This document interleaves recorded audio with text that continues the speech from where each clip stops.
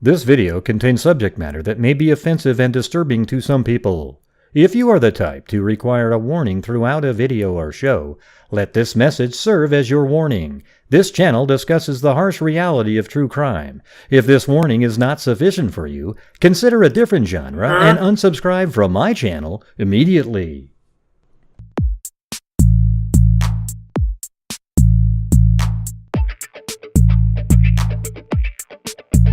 It's a house! Did you hear what I said? Huh? It's a house!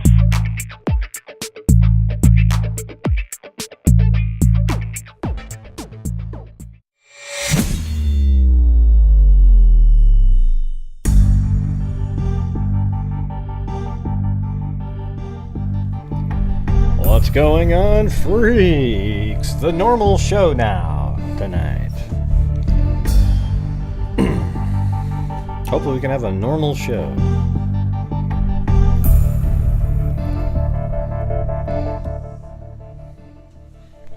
What's going on, everybody? Whole bunch of cases starting to percolate all around out here. It's crazy.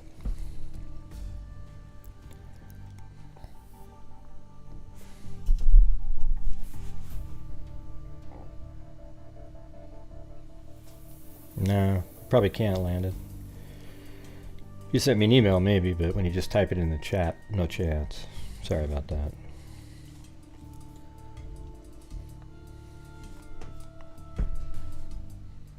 Yeah.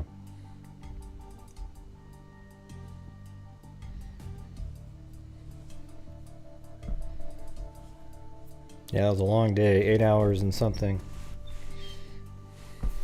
So hopefully tonight we can do well on the in here. You know what I'm saying? Make up for a couple of these shitty nights.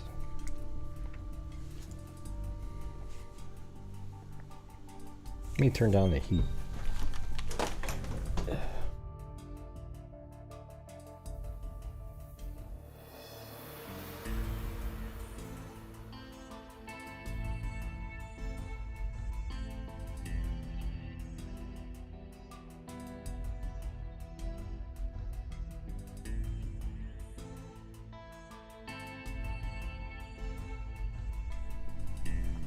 Yeah, so I always say it's the beginning of the shows that on this channel, all the freaks help support the channel with super chats and PayPals, just like Kathy Chapin right there, and allows me to keep doing these shows. And then at the same time, I donate over 50% of the net revenue.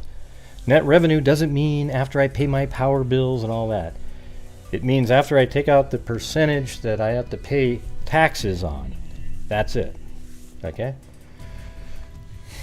Hey, thank you, Kathy Chapin. I donate it to true crime related charities, and I would say out of all the true crime YouTube channels, we've probably made the most difference, actual difference out there. Okay? Now there's a lot of people that get the word out on cases, and that's always good too, and we do that. But that's what I feel good about. You know, it's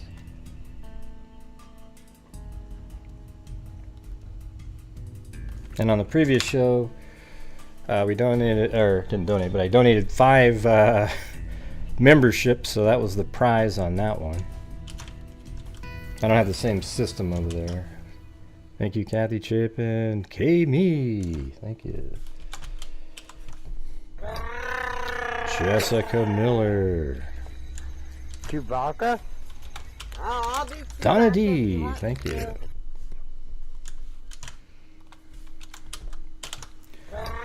Yeah, I would say our DNA fund is the best thing that we've got. Chewbacca? In terms of just a meaningful, like a tangible difference. Let's make it a good night. Wow, what the hell is Chloe doing over there?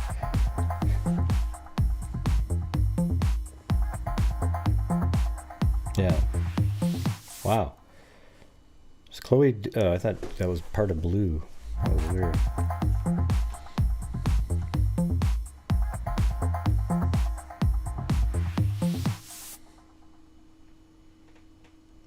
Thank you. Chloe, what are you doing? You know what's cool? That's just an old cell phone. The last cell phone that I used, a Galaxy Note 4. And what's amazing about it is it's just plugged in USB to my computer. And that's just for the power. It has nothing to do with that. It sends a signal to the Wi-Fi, and then OBS Studio can read it as a NDI source. It's really wild. So, man, if I had like 5 of those old cell phones, I could just set them all up in a chain and, have cameras all over the place. Although that's a little bit big brothery at that point. I think she was bedding down. I think that's what they call it.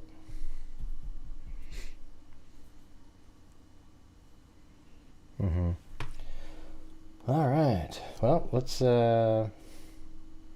So some of the stuff I don't really have a lot of info on them yet, but they're just things that we can keep looking at and see what's going on there. Thanks, Lane Dune. Oh, and also I wanted to thank some people from earlier on PayPal. There was Ali Wrights, Lisbeth PCB, and Catherine Moore. So thank you very much. I appreciate it.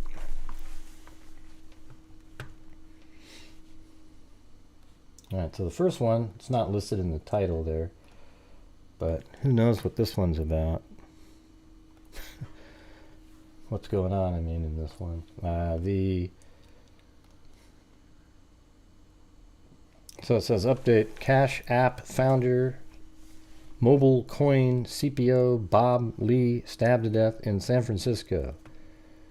So what's going on with this? San Francisco has sparked an outpouring of grief and tough questions for city leaders. Good evening. I'm Elizabeth Cook. I'm Reed Cowan in for Ryan Yamamoto. So our Katie Nielsen is live in San Francisco with reaction from those who best knew Bob Lee. Katie, what a tragedy.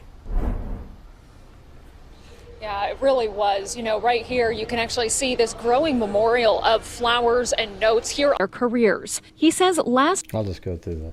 So Bob Lee, founder of Cash App and the former chief technology officer of Square, was identified as the man stabbed to death early Tuesday morning near downtown San Francisco.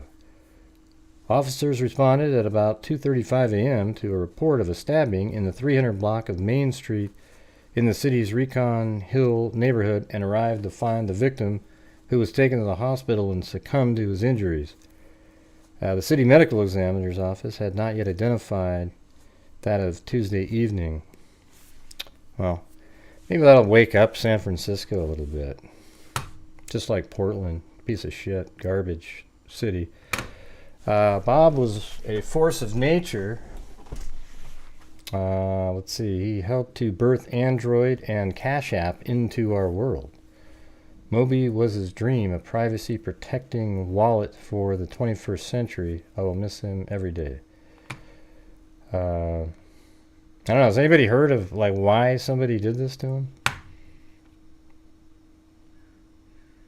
Jack Dorsey, the CEO of Square, okay, so he was from Twitter, which is now called Block, responded to the news via a post early Wednesday on the decentralized social media app NOSTR. Heartbreaking, Dorsey wrote.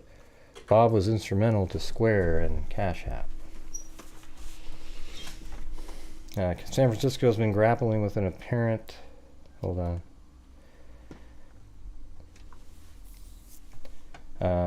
Apparent uptick in crime as it still attempts to bounce back from a pandemic.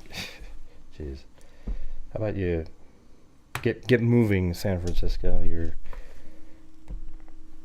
So it's just completely random, huh? Jesus. That's even worse, actually. Let me turn out this light here. It's just beaming right in my face.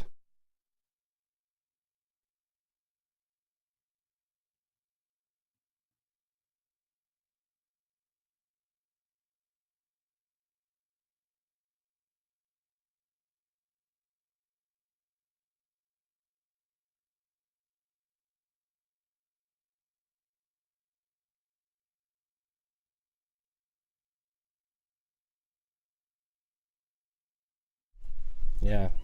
Well, how do they know it's random? Do they have a video of the person?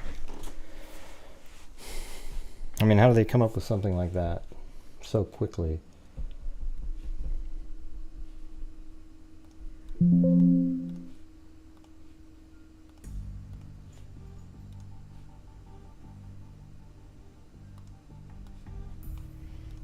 Okay, well, that was just something I wanted to bring up just in case, maybe it'll turn into something else. We don't know. Not a lot of media articles seemed more about like the crime in San Francisco. Yeah, I don't know. It's weird. Sometimes I just get sort of like, I don't even want to talk about the crimes like in Portland or San Francisco. It's just kind of a waste of time. Nothing's gonna get done, and it's just depressing as hell.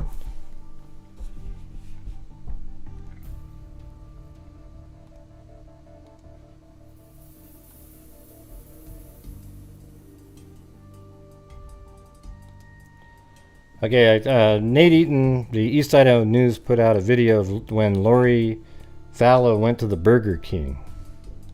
I don't think I'd seen it before. Maybe I had. I don't know.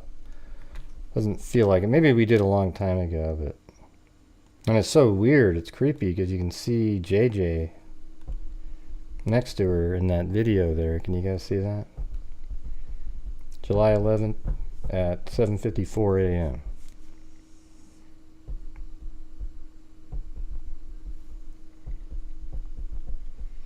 But isn't that crazy? You see Lori Daybell and JJ in the vehicle.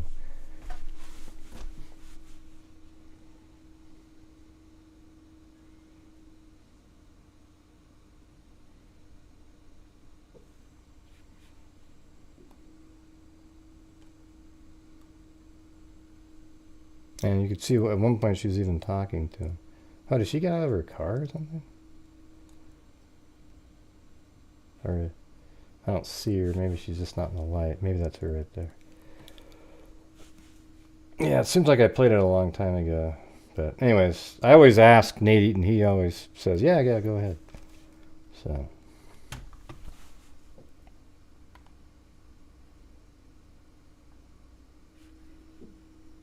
Alright, so what we're going to do now is there's been an update on the... hold on a second. Man, things aren't moving correctly on my screen. Yeah, on the Madeline Kingsbury case, that's the one where she and her ex, I guess, apparently dropped the, according to somebody named A.S. period in here, a friend, that she seemed to be accurate though, based on later events, that Madeline and her ex drove the children to a daycare, and then the van that she was supposed to go to work, and then the van that she was driving is seen driving south, and then later it comes back and is parked in the garage again. So that's pretty ominous information, but I do have the press conference right here. This is by KTTC. The link's in the description. Good morning, everybody. Thank you for being here today. I'm Bonnie Bowman. I'm a public information officer with the Minnesota Bureau of Criminal Apprehension. The BCA is assisting the Winona Police Department in investigating the disappearance of Madeline Kingsbury. Today you'll hear from Winona Police Chief Tom Williams, and you'll also hear from Maddie's sister, Megan Kingsbury. We will have time for questions at the end of the news conference, but I do want to remind everybody this is a very active investigation, and there are limits on the things that we can tell you today. So please respect that when you're considering your questions at the end of the news conference. For now, I'll turn it over to the chief.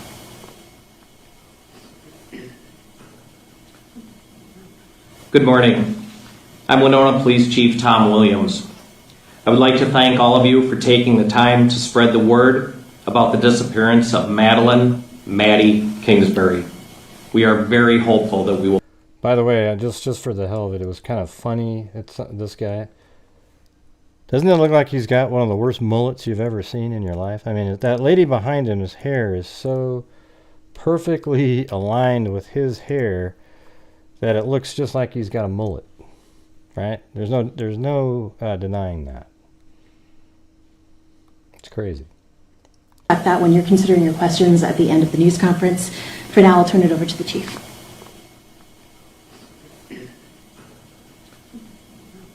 Good morning. I'm Winona Police Chief Tom Williams. I would like to thank all of you for taking the time to spread the word about the disappearance of Maddie Kingsbury. We are very hopeful that we will find her. Maddie was last seen the morning of Friday, March 31st. Maddie and the father of their children dropped the children off at daycare shortly after 8 a.m. Maddie did not show up for work, which is very unlike her, and we are worried for her safety. During the course of our investigation, we know that Maddie returned to her residence on Cary Drive in Winona around 8:15 a.m. on March 31st. The vehicle that Maddie normally drives is a 2014 dark blue Chrysler. Yeah, let's go back a little bit. Dropped the children off at daycare shortly after 8 a.m. Maddie did not show up for work, which is very unlike her, and we are worried for her safety. During the course of our investigation, we know that Maddie returned to her residence on Cary Drive in Winona around 8:15 a.m. on March 31st. The vehicle that Maddie normally drives is a 2014 dark blue Chrysler Town & Country minivan. Let me see what that looks like. 2014 Town & Country minivan Chrysler.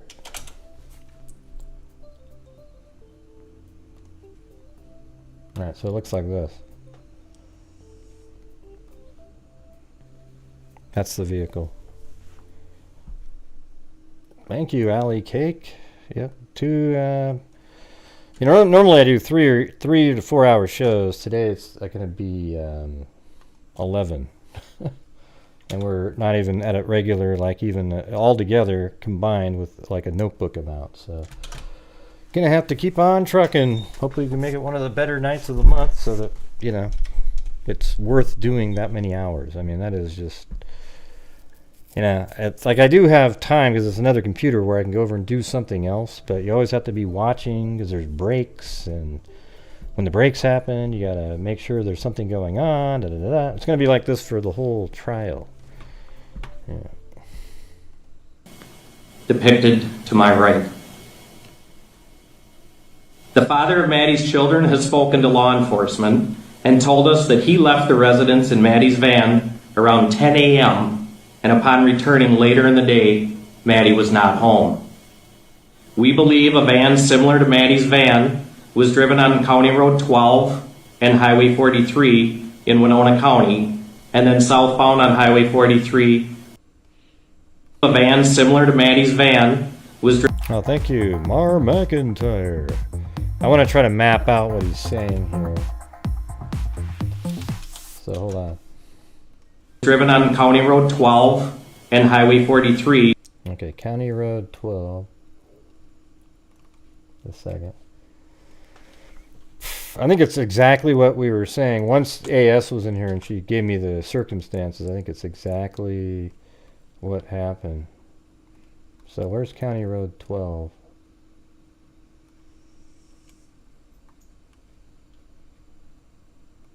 Let's see.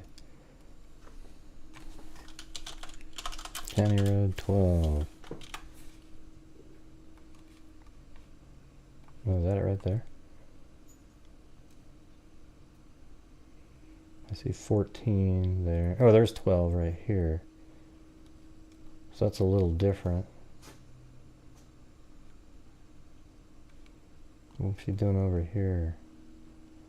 So County Road 12. And then apparently somehow makes it over to, I don't know, there's got to be something like a different county over here. 12.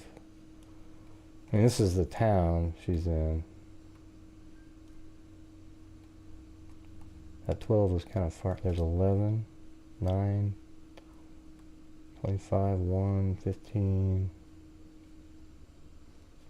Yeah, anyways, they're saying that she went from here, this is where she lives in this town here, and then went into down on 43 right there into the eastern portion of whatever county that is there.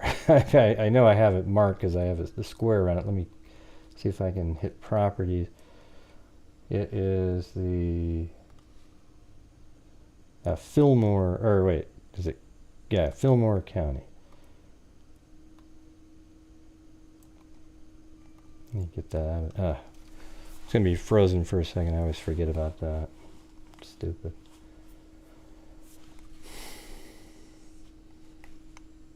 Hold on.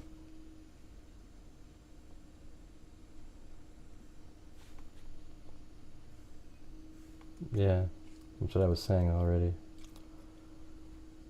It looks, I think that her body was dumped by the other individual that was in the car with her, and and the person knew where she lived, obviously. I mean, so there was another person with the car. I mean, the ex-husband or ex-boyfriend, whatever the hell it is, ex-husband, I think, he's the one that went and with her to drop the kids off at daycare, and then after that she goes missing. So, you know, it's hard to believe there's something else going on other than something bad. I mean, could be something, but generally not a good thing.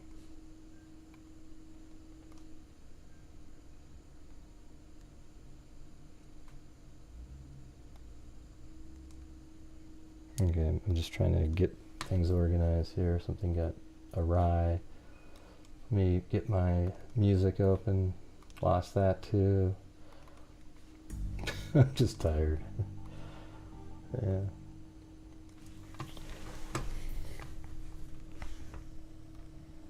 Thank you, Jeffrey Hausauer. Or Husauer. Is that what it was?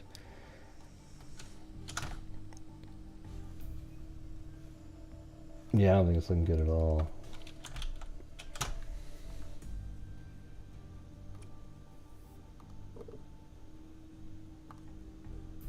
In Winona County, and then southbound on Highway 43 through the eastern part of Fillmore County.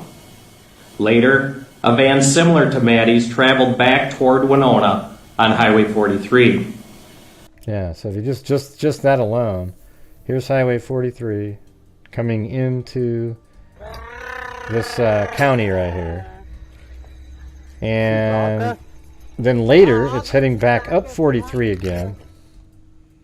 And Mick goes back home and puts the van goes back into her garage. Okay? That's not good. That's just not good at all. All of this occurred between approximately 10 a.m. and 1:30 p.m. We believe the van remained parked in the driveway of Maddie's residence from 1:30 p.m. on.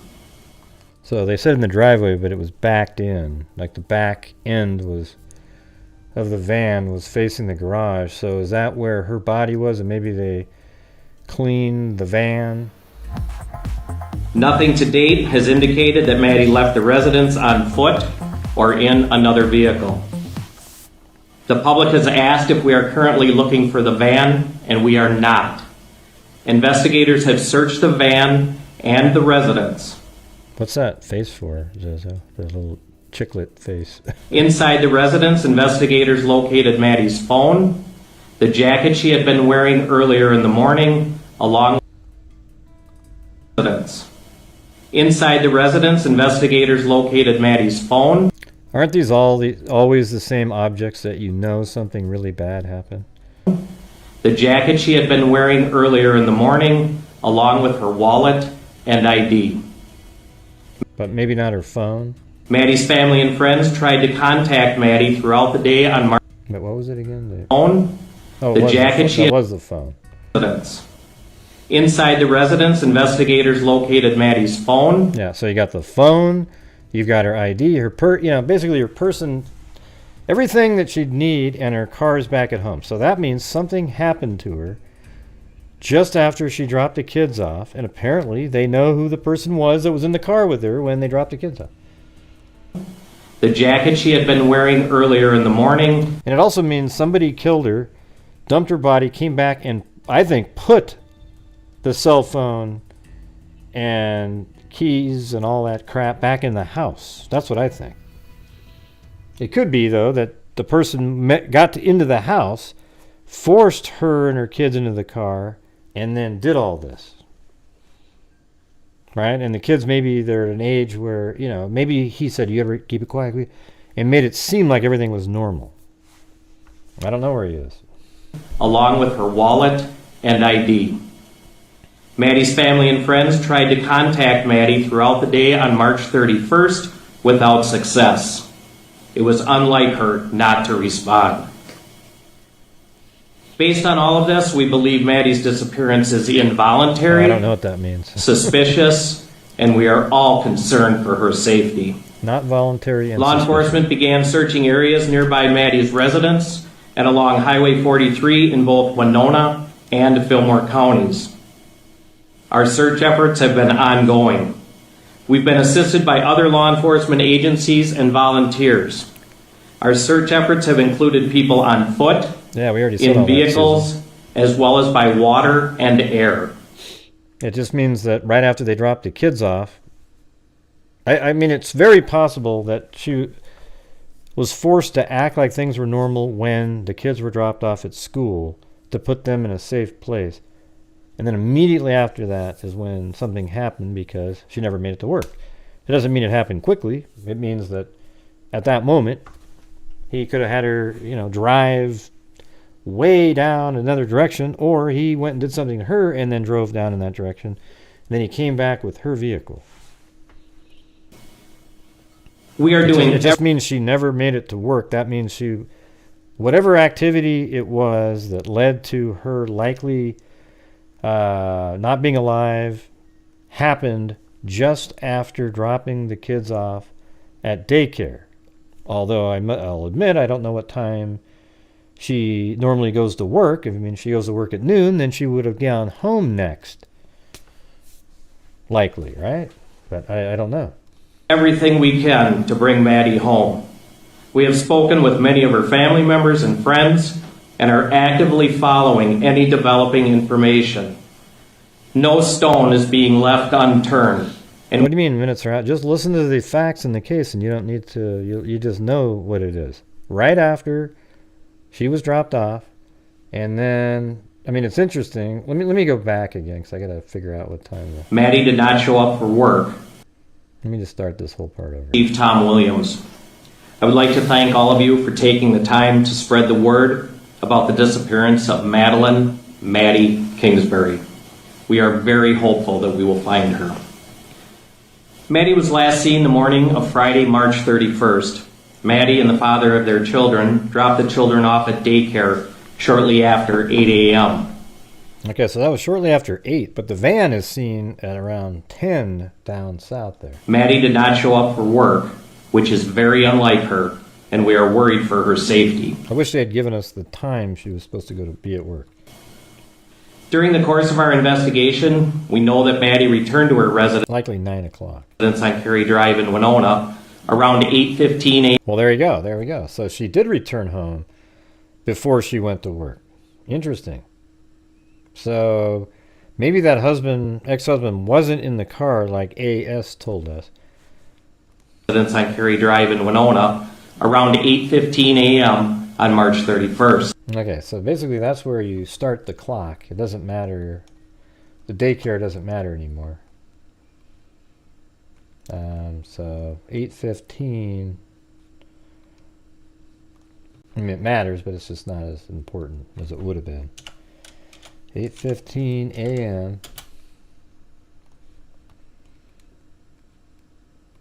And isn't it the one where there's actually some footage of her with a pickup truck and she's walking? I wonder if that's the surveillance showing that she made it home at 8:15.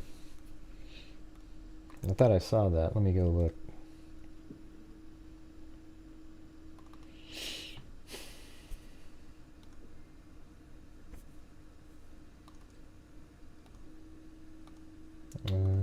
Don't see it.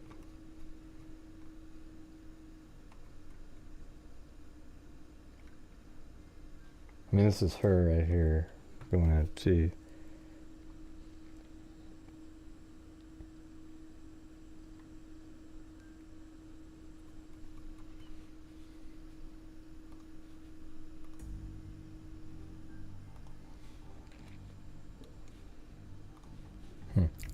I don't know where that picture is that I was looking at. But anyway, she was at home at 8:15, right? So...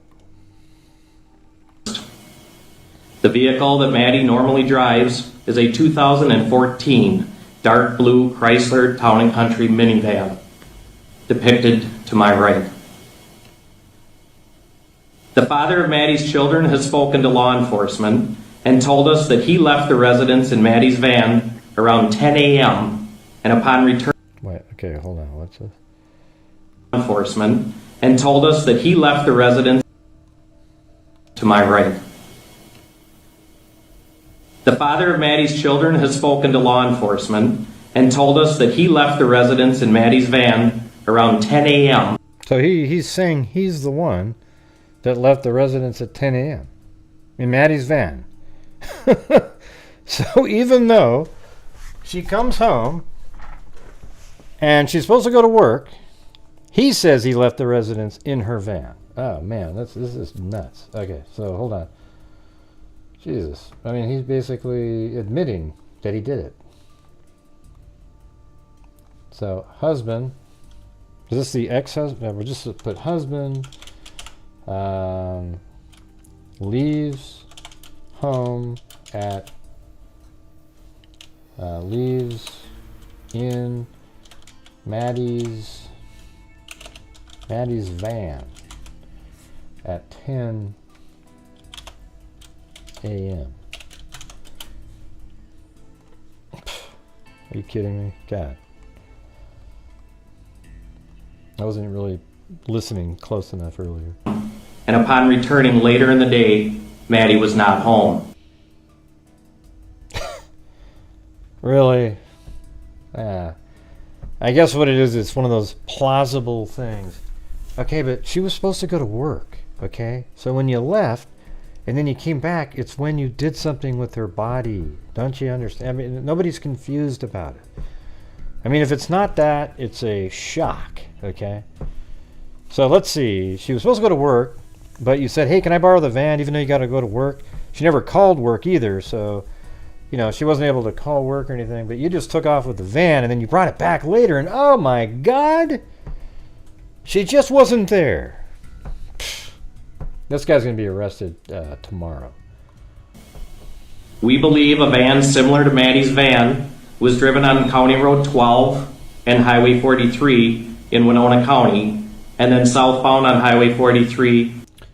Okay, let me see. Let me do the, is it CR 12 and Highway 43.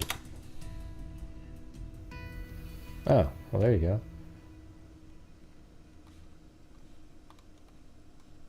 Oh yeah, okay, that's perfect. So, does say County Road 12 right there. Is that where they're saying it was seen? So hold on, let me get that one more time. Later in the day, Maddie was not home. We believe a van similar to Maddie's van was driven on County Road 12 and Highway 43 in Winona County. Okay, so she was on this 12 here. And 12 goes... Does it continue? I'm not sure why it should be on 12, but I don't know where the... You know, I don't know anything about what he was doing. But it was Highway 12 and 143. I'll just put a pin here. And it's actually C... County Road 12 and Highway 43 right there. And so where did you go after that? It was 43. So 43 must have gone like this. And then took this left down. Well, that says 12 again. Oh, there it is. So 12, then 43. I'm going to move that pin over there. I mean, it could easily have been... Well, I bet you it went there and then just like that as well.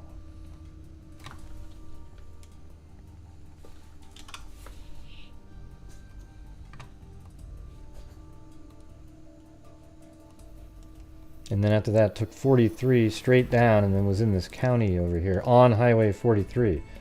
But I got to tell you, when you look at 43 here, it looks like you could almost immediately, as a matter of fact, right when you get over the border there, I mean, right in this area, look how you could just stop the car on a straightaway and throw a body right over the edge of this whole thing here. If I was law enforcement, I would be looking off this road right here down this embankment into the middle of the woods right there. I know that sounds kind of disturbing, but I mean, look at that. I mean, right when you come over, look how far down that bank is right there. And then right over here even. I mean, you're driving. You'd probably want to find a spot where it's in the middle of the day, so you'd have to be able to see in both directions to make sure nobody's looking. But I mean, down there, you know, just off to the side, nobody's really going to be looking there. And then look at this one. Right in here, I bet you that's just a cliff almost off the edge there. Yeah, I mean, so you'd have to bring her just a little off and then let her tumble down the side there. It's wild. I mean, so this whole area here, they should just be combing through. I would get like, 500 people and have them all go down this ravine and then move them down the highway, do it again, do it again, do it again, do it again. Because that's where he'd probably want to do it really quick and then get out of there. There's obviously there's all kinds of roads you could take and go do something else. But if you were just going to... So let's listen to the part where it talks about when they went down there. Hey, thank you so much. Travelin' Teresa!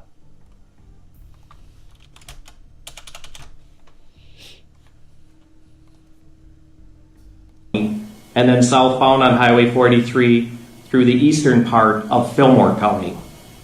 Later, a van similar Let me get that time frame again. Maddie's van was driven on County Road 12 and Highway 43 in Winona County, and then southbound on Highway 43 through the eastern. Don't they give us a time here? Maddie was not home. We believe a van similar to Maddie's van was driven on County Road 12 and Highway 43 in Winona County, and then southbound on Highway 43 through the eastern part of Fillmore County. Later, a van similar to Maddie's traveled back toward Winona on Highway 43. All of this occurred between approximately 10 a.m. and 1:30 p.m. We believe the van remained parked in the driveway of Maddie's residence from 1:30 p.m. on. Nothing to date has indicated that Maddie left the residence on. All right, let's try some things here. So this is her. I'll get to the rest of it, but I like to work through it as we get pieces of information. So hold on.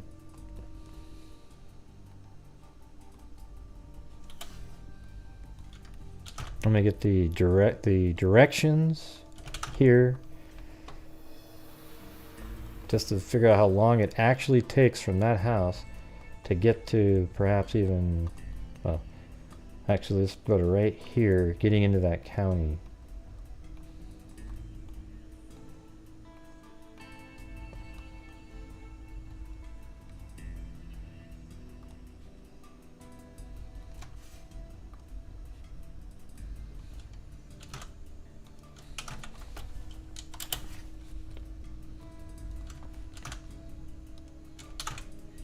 Because this is how he would have driven from her house if he had it mapped out. And guess what?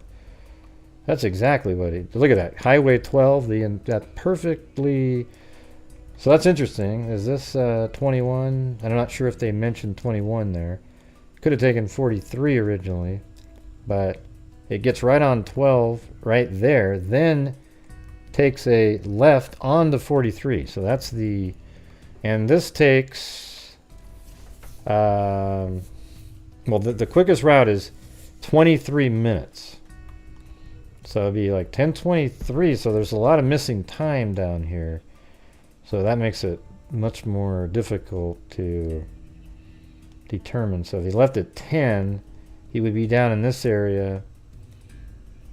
Unless he spent some time near town doing something. But I think now it seems like likely he probably strangled her maybe at her residence. She probably came home because she didn't have to be at work till 9 and was going to do a few things for a couple minutes, and something happened. But although AS was on here and he said that he was in the car with her when he dropped the kids off at daycare. I don't know if that's changed since then. I wish she would stop by and let us know what that information is.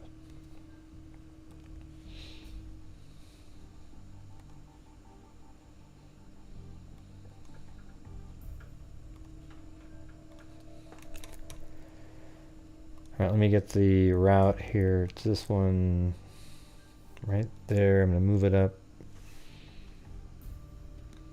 Place it with the rest of the information.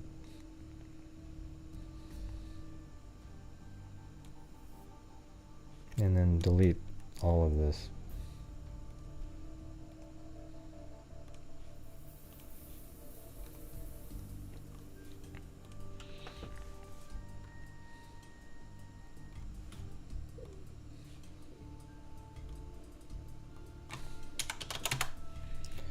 Okay. So that's 23 minutes that takes to drive that route right there. That's the quickest one. And yeah, maybe it did that and merged onto 43, then took 12, probably trying to avoid main. I mean, look at this. So you're on this road, you're avoiding any main cameras that might be somewhere. I mean, why not get onto 99 and then take that exit right there, I guess? Because you could have just taken that and went like this, or Highway 90, I mean. But instead, he went on this sort of side road, and then on 43, just across that bridge there, and then boom, straight down into here, into this county. 23 minutes. Is this interesting to you guys? I see you guys are doing the hello thing again. Like 25 minutes into the show, 15 hellos in a row. Did you hear Gray? He was talking about all the hellos. I mean, Guy, can't people say hello? Yeah, they sure can.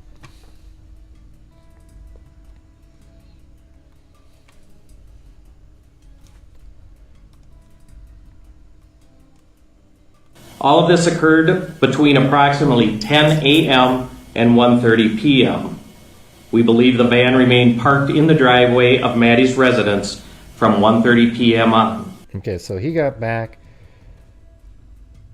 So it only takes 46 minutes round trip, maybe 50 minutes if you just threw the body out. It sounds like it'd take 2.5 hours. So now we know that there's a whole bunch of missing time in there somewhere. And look how simple that is. You go right out of the house, take a left, and then you're on this highway right there that kind of starts heading down Highway 21 for a little bit, and then on to 43, then 12. Very crazy, very crazy. Alright, so let me just put the time where they think the van left. So 10 a.m. Husband leaves in Maddie's van. Then husband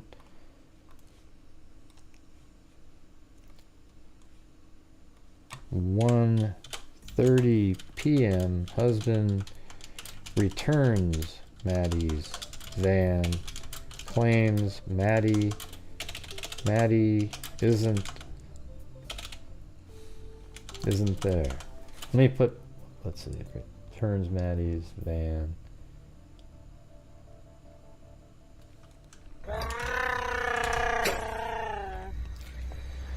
Chewbacca.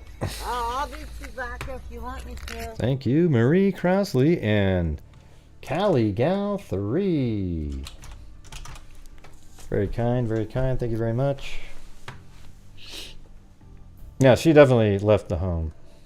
She was taken by the person who took the van. I mean, if it isn't that, then I'm going to start believing that aliens are running for office in our country. You never know. You just never know. Nothing to date has indicated that Maddie left the residence on foot or in another vehicle.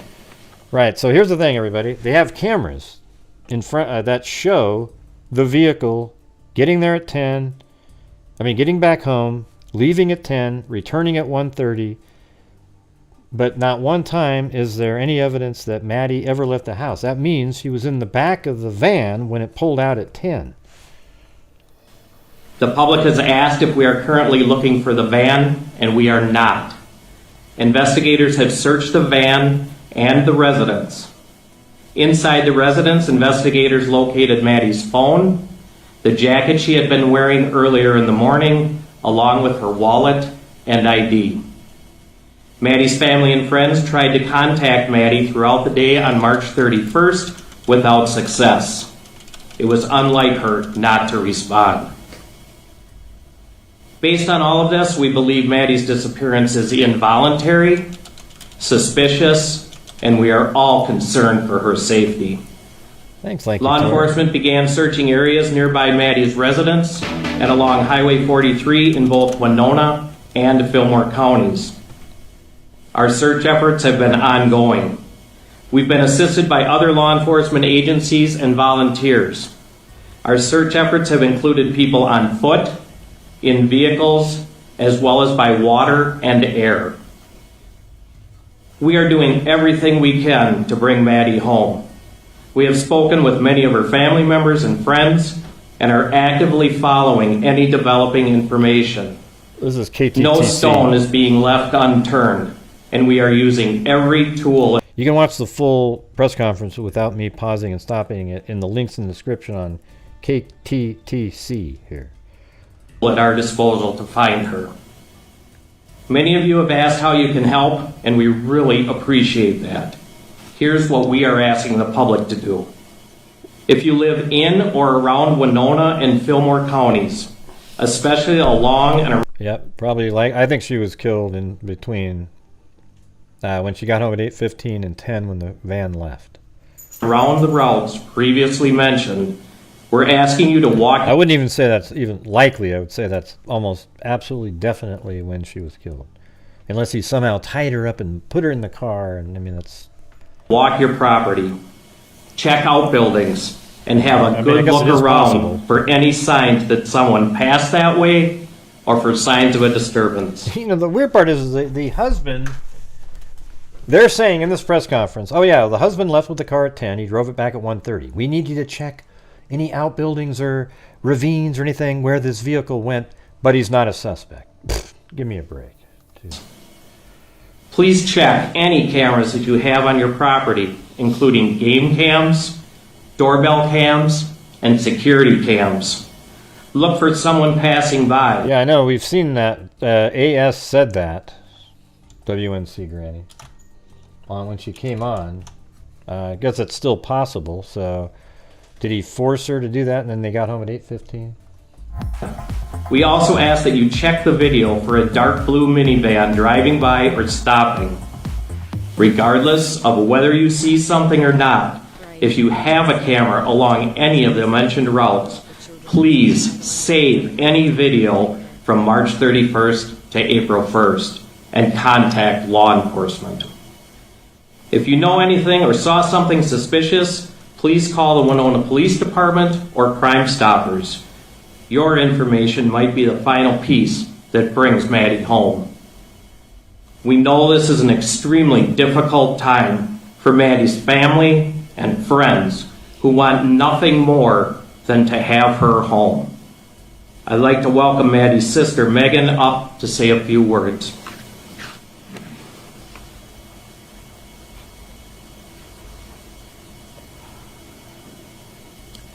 I'm not a public speaker, so appreciate your patience with me. Thank you all for coming.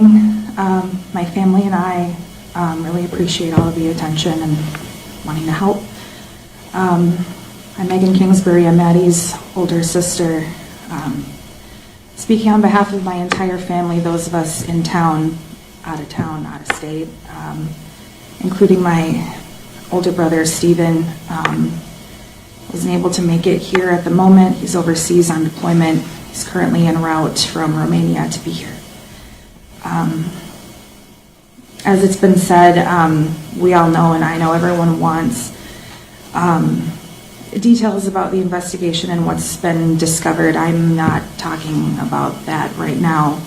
And to be honest, I don't know everything either. I'm here to talk about Madeline and her children.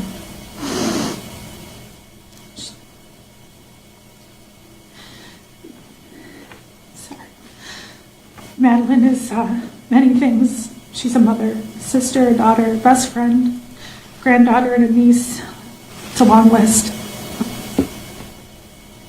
She's a young mother of two, 5-year-old Eliana, 2-year-old Noah. Ellie is spunky and goofy. She loves to be crafty and creative. She's inherited her mother's kindness and curiosity about the world. Little Noah has turned into a chatterbox. Can't tell what he says half the time. He loves to dance, he loves rock and roll, and he was blessed with the red-headed gene from my grandfather. It's missed everyone else, so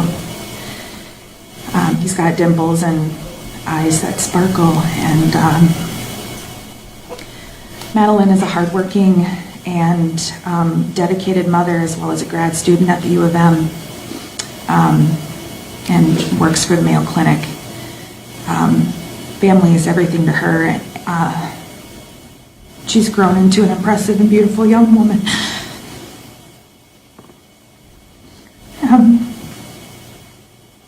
This community has really rallied around us, and so many wonderful people have traveled from all over the state and beyond to come and help find my sister, and we're beyond grateful and we're truly touched.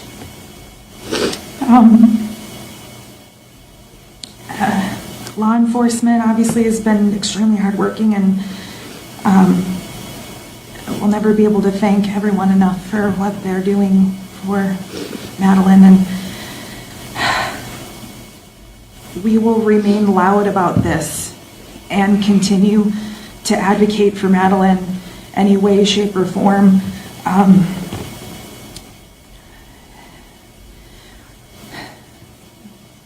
We're offering a $50,000 reward for any information leading to her whereabouts. So please help us find Madeline. The children need their mother. We need our daughter, our sister, our aunt, and our best friend back.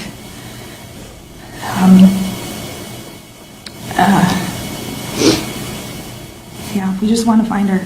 So, thank you.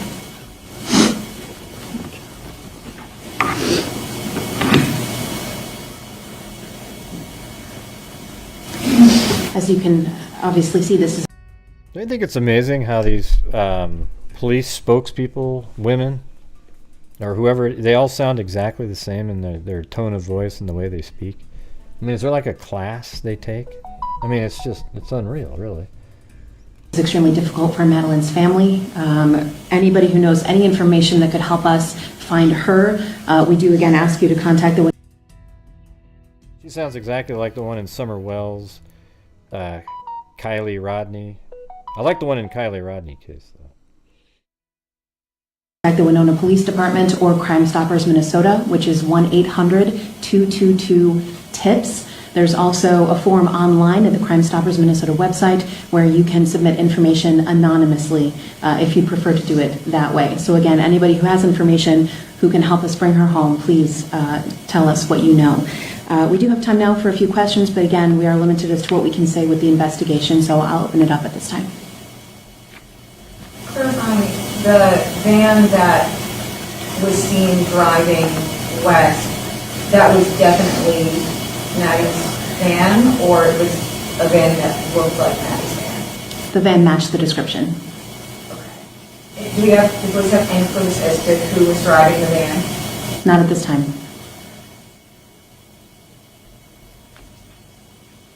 I should say, help us bring her home, please tell us what you know. We do have time now for a few questions, but again, we are limited as to what we can say with the investigation, so I'll open it up at this time. Clarifying, the van that was seen driving west, that was definitely Maddie's van, or it was a van that looked like Maddie's van? The van matched the description. Do the police have any clues as to who was driving the van? Not at this time.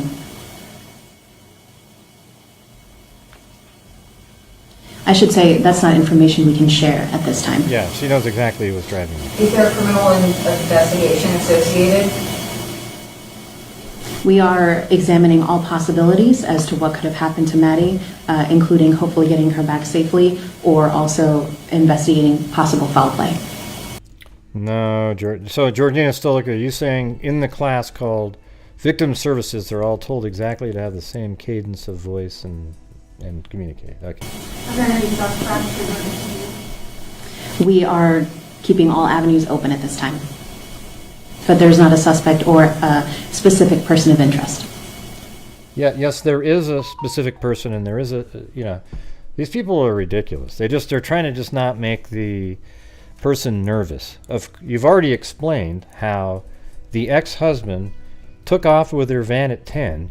You're asking for people to search everywhere along the route that the van drove, and then he came back at 1:30. And you want us to go, oh yeah, he's not a suspect. Chief, do we have any other questions? Are her kids safe? I'm sorry? Are her kids safe? Yes, the children are safe. Do we have any other questions? Can you just repeat the area that you want people to look, check the property? Make sure that I give the same directions that I had done earlier.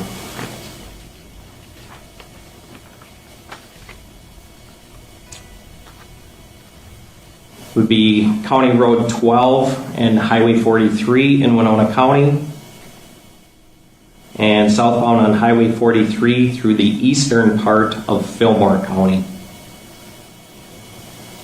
Have you been receiving a lot of video at this point? The majority of the video that we have been located has been found by law enforcement officers who have actually gone out canvassing. That's why we are specifically asking for the public's assistance with that to notify us. And again, I can't reiterate enough, if you have a camera, let law enforcement know, please. And is there anything on that video that law enforcement collected that shows the van or any indication of suspicion or foul play? We do have vans similar on some video clips, but again, the presence of or absence of a vehicle can also assist us in the investigation. So again, that's why we are asking for the public, if you have a camera, please save the video and notify law enforcement. Since they're saying there is no specific suspect at this time, correct? Again, our options are that we are looking at this as a missing person, and we are also investigating it as the potential for foul play based on the totality of the circumstances. And is there a request for the general public? Again, this is an open investigation. From what we've seen so far, there does not appear to be a threat to the public. We have time for a couple more. Can you rule out that Maddie was the one driving the van? I'd have to say the investigation's open and active from that standpoint. See, that person asked a question that he really couldn't get out of, but he said it's still active and open on that side. That means the person is being investigated. Okay, let's see. To the public. We have time for a couple more. Can you rule out that Maddie was the one driving the van? Oh no, he said, have you ruled out that Maddie was the one driving the van? I'd have to say the investigation's open and active from that standpoint. And you did say the father of her children drove the van at some point that morning, right? It's open and active at this time. Time for one more.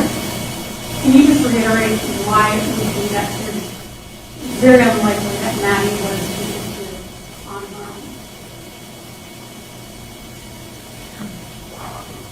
Again, based on the investigation, We know that the children were dropped off at the daycare and that the van returned home.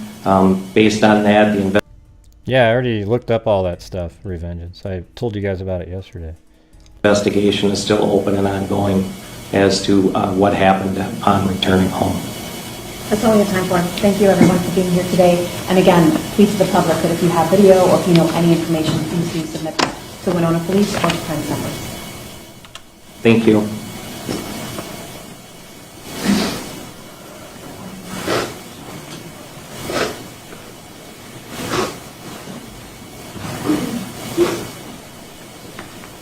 Didn't we get the guy's name for this? Yeah, isn't that her? Or maybe I got a different case. I don't know. Sometimes I get... I'm not sure. Let's see. Hold on.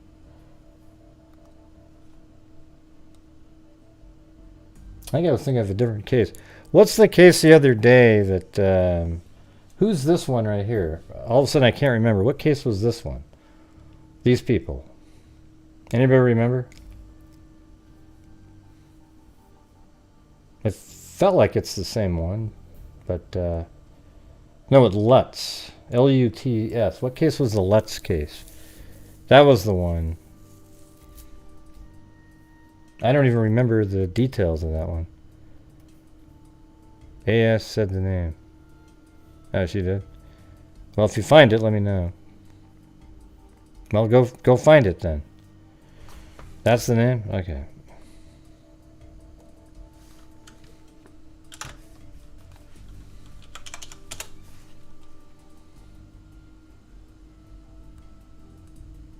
Like people want me to go stop the show and then read through the whole show chat to try to find it. I mean, if you know what it is, go get it and tell me.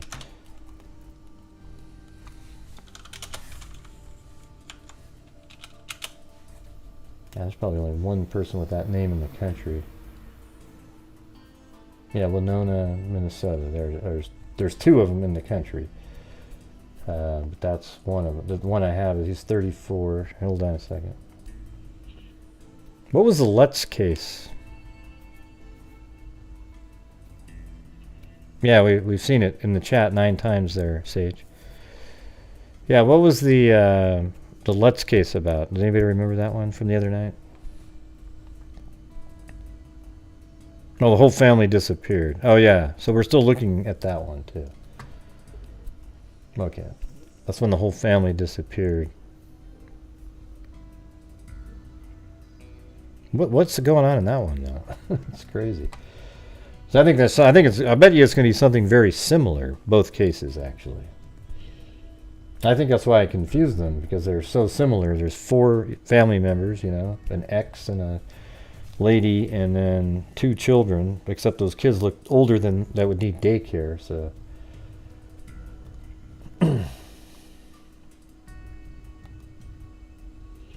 Okay, so this guy has receiving stolen property, and then retail theft, intentionally take between $500 and $5,000. That was it. So some burglary, you know, stealing, a robber.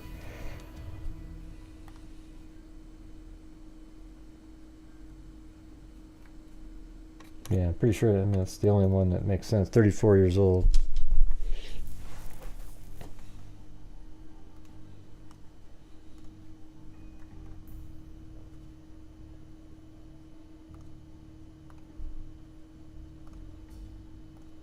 I'm going to put that in the folder really quick, so hold on.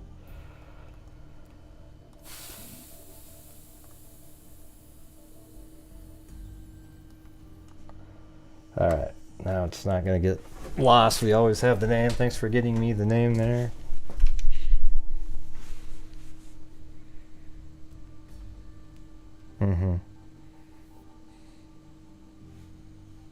That was the other case. He was into drugs and domestic violence. The Lutz case.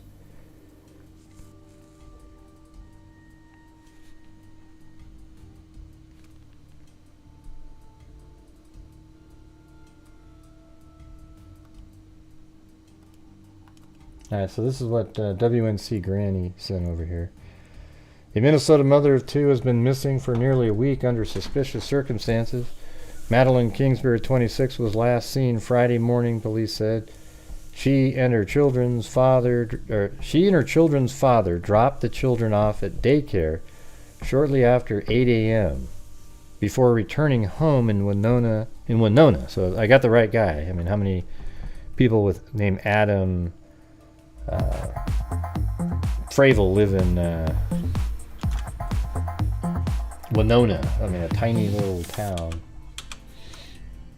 Ocean Wave, let's start a free. Hey, thanks, Amber. That'd be Praise cool. hard work. Yeah, today is one of those really, really, really hard work days.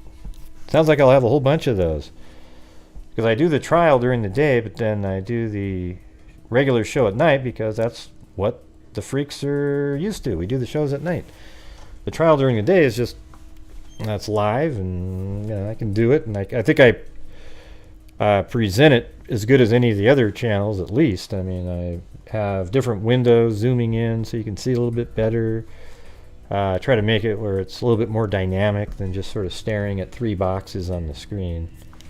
But I don't know. If you like it, you like it. If you don't, you don't. So Madeline Kingsbury, 26, was last seen Friday morning, police said. She and her children's father dropped the children off at a daycare shortly after 8 a.m. This is what AS told us yesterday, before returning to her home in Winona, according to Winona Police Chief Tom Williams. The children's father, well, her work probably started because she didn't show up to work. The children's father told police he left the house in Kingsbury's van, but he might have too, though, right? So he left the house in Kingsbury's van around 10 a.m., but when he returned later that day, Kingsbury was not there, Williams said at a press conference.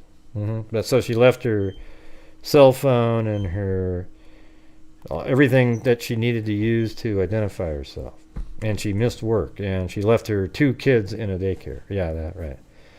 But when he returned later that day, Kingsbury was not there, Williams said at a press conference Wednesday.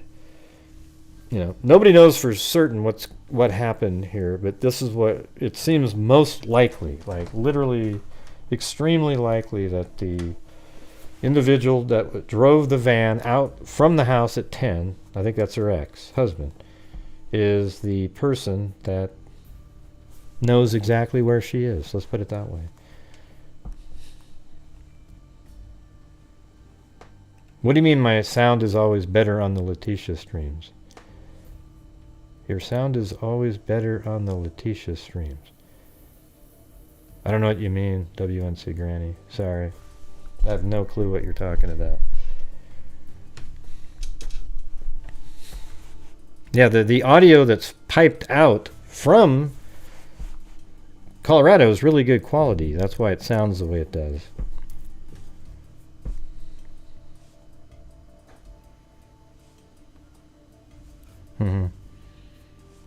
Well, unless leaving them saved them, you know, like if you... Well, my guess is that the husband, there was something going on there. He apparently wasn't supposed to be visiting, if you remember what AS was saying. And something happened. Maybe he sort of forced his way to make her drive the car to school. Or it could be, though, that I think it might be more... Well, no, because he went with her. So now it's... He went with her, so that means he got there probably at 7-something in the morning. Then they dropped the kids off at daycare around 8. He's in the car, but he's probably controlling the situation but making sure that she stays calm so the kids aren't aware of anything. Then drives back with her to the house. Then something really bad happens in the house, and then he drove her body in the back of the van south into the other county, put her body somewhere, then drove all the way back, and he got back at 1:30 and he says, oh wow, she's not here now. That's what makes the most sense, right?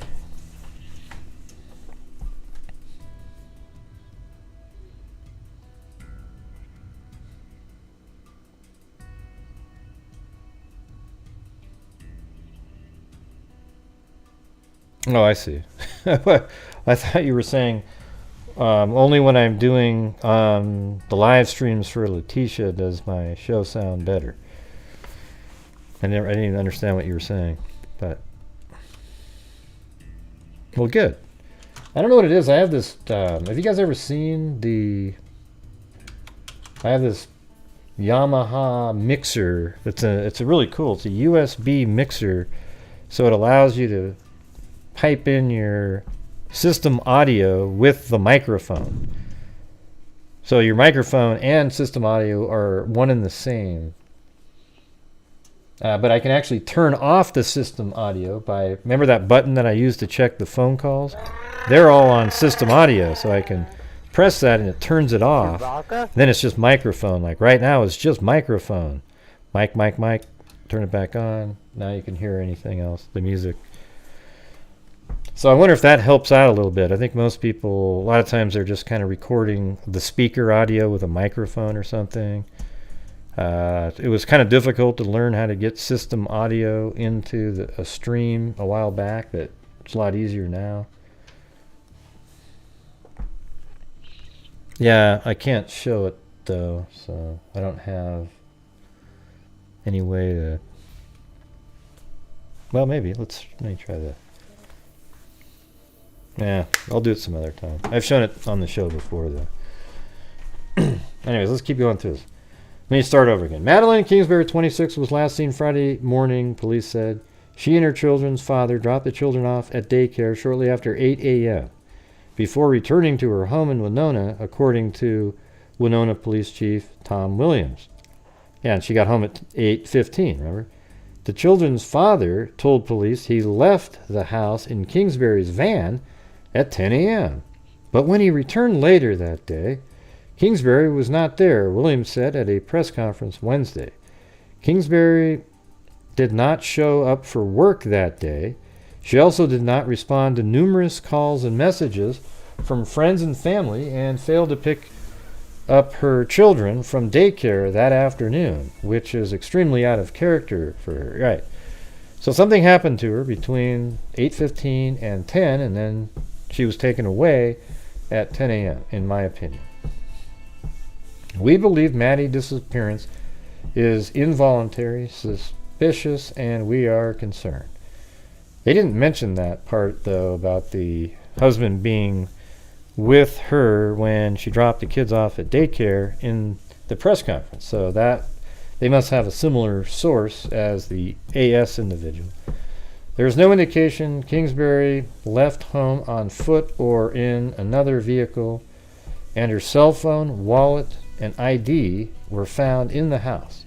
Investigators obtained surveillance video showing a van matching the description of Kingsbury leaving and returning to the area in her home between 10 a.m., just like the ex-husband or husband said, and then 1:30 is when it got back, Williams said.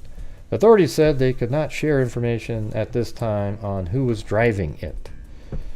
Based on the investigation, we know that he already shared who was driving it. He even said that he was driving the vehicle out of the house at 10. The husband. You don't need to investigate. I mean, like, we don't need to be like, well, how do we know that she was the one driving? Well, because he said he was. He thought, oh, wow, they probably got me on camera. So I just have to say that, wow, I left, and when I came back, she was just gone. William asked residents in surrounding areas to check their home cameras for signs of a dark blue minivan driving by or stopping. Let's see. Kingsbury's family announced Wednesday they're offering a $50,000 reward. That's pretty high and fast. Please help us find Madeline, her sister Megan Kingsbury said during emotional comments at the press conference. Her sister described Kingsbury as a hardworking and dedicated mother who worked for the Mayo Clinic and is a graduate student. Jeez. Another one of those successful, bright women out there taken away by the barbarian. Her children, a 2-year-old boy and 5-year-old girl, so 2 and 5. The 5-year-old might have something to say, you know. They're safe, the police chief said. The Minnesota Bureau Criminal apprehension is assisting in the investigation. We are very hopeful we will find her, Williams said. Police described Kingsbury as 5'4", 135 pounds with brown hair and hazel eyes. Well, you can just see a picture of her. Ah, what a nightmare for all of them. So that's a case that we've been following. I don't remember. What was the other case? So what were they doing? That's right. Didn't they drive through Indiana and they just disappeared? Okay, it's starting to come back to me slowly. In that case, he wasn't supposed to be there either. They seem pretty similar. Any other thoughts on that one, you guys?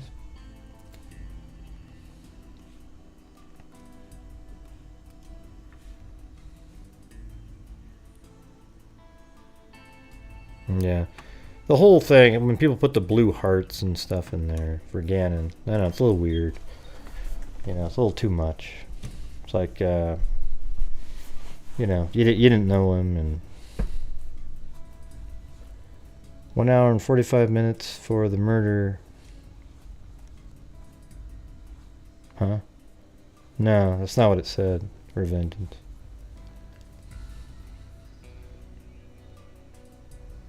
No, he was only... It takes from 10 to 1:30. That's when the disposal happened. That's only... so, I mean, I guess that's 3.5 hours, but, you know, 23 of the minutes were just getting into the area and back. So it's 46 minutes off of that. Or was it 28? I can't remember now. I knew I should have written it down at the time, but...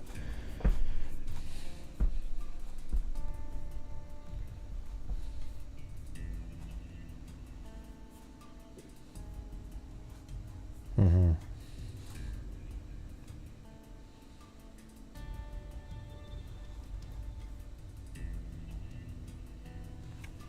I'm actually thinking of buying, the next time I get a drone, an Enterprise drone. They cost like $3,500, but they actually have the night vision on them.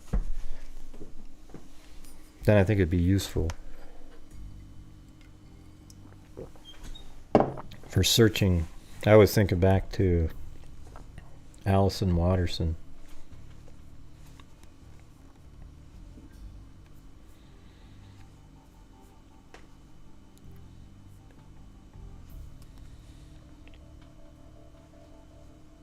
You know, you always get on here, these people that come over from Reddit. Like if I disagree with somebody, they always compliment the same person I disagree with because they want to seem like, oh, see, there's another one of those people, Grace, you know, and they come in with the great math. Well, I mean, you know, 10 to 1:30 isn't 3 hours and 45 minutes. Yeah, definitely isn't. Let's see.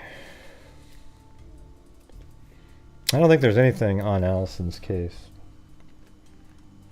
I might check in with the mom at some point. I called her a while back.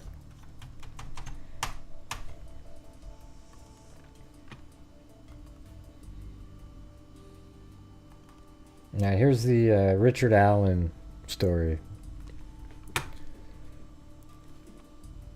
And then I got another. I mean, I don't know how much we're going to do. We're just going to listen to some of the phone call stuff on Letitia, but that's about it. Yeah, see what I mean?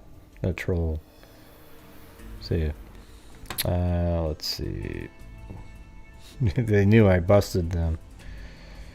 Yeah, it happens on every stream. If I ever disagree with somebody, go, yeah, that doesn't make sense. They always go, hey, that was so awesome. Wow, it was so great what you said. No, it doesn't. No, they show up, Revengeance. Try to pay attention to what I said. I didn't say that at all, what you just said. Yeah.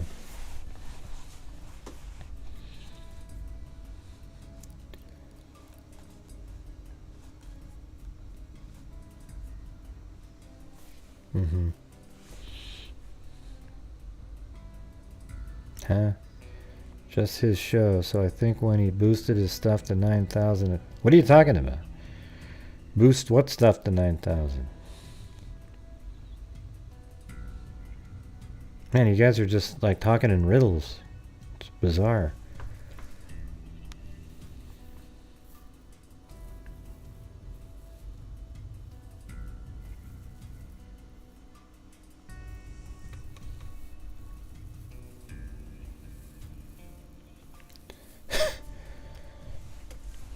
That's amazing. I have no idea what the hell you guys are talking about. All right, Westville, Indiana, citing the deteriorating physical and mental condition of their client. Gosh, poor Richard Allen. I know there are some YouTube channels out there that think it's Ron Logan, so they feel so sorry for Richard Allen. He's a misunderstood guy. They really don't know him. He's awesome. Let me tell you this. Richard Allen is the bridge guy. He 100% is involved in the murders of Abby and Libby physically too. I mean, I think he literally was at the scene. Okay? There's no doubt in my mind whatsoever that Richard Allen is the bridge guy. He is the guy that you see in the picture with the blue jeans on, the blue jacket, etc. There is no doubt about it. But there's wackos on social media, Facebook and whatnot. Oh yeah, I did say that I sped my streaming to 9,000. I might slow it back down to 6 again. It comes right out of OBS at 9,000, but maybe it doesn't. Is it clear for people at the 9,000? I mean, I have upload of 40, so I could go all the way up to like 20 if I wanted to.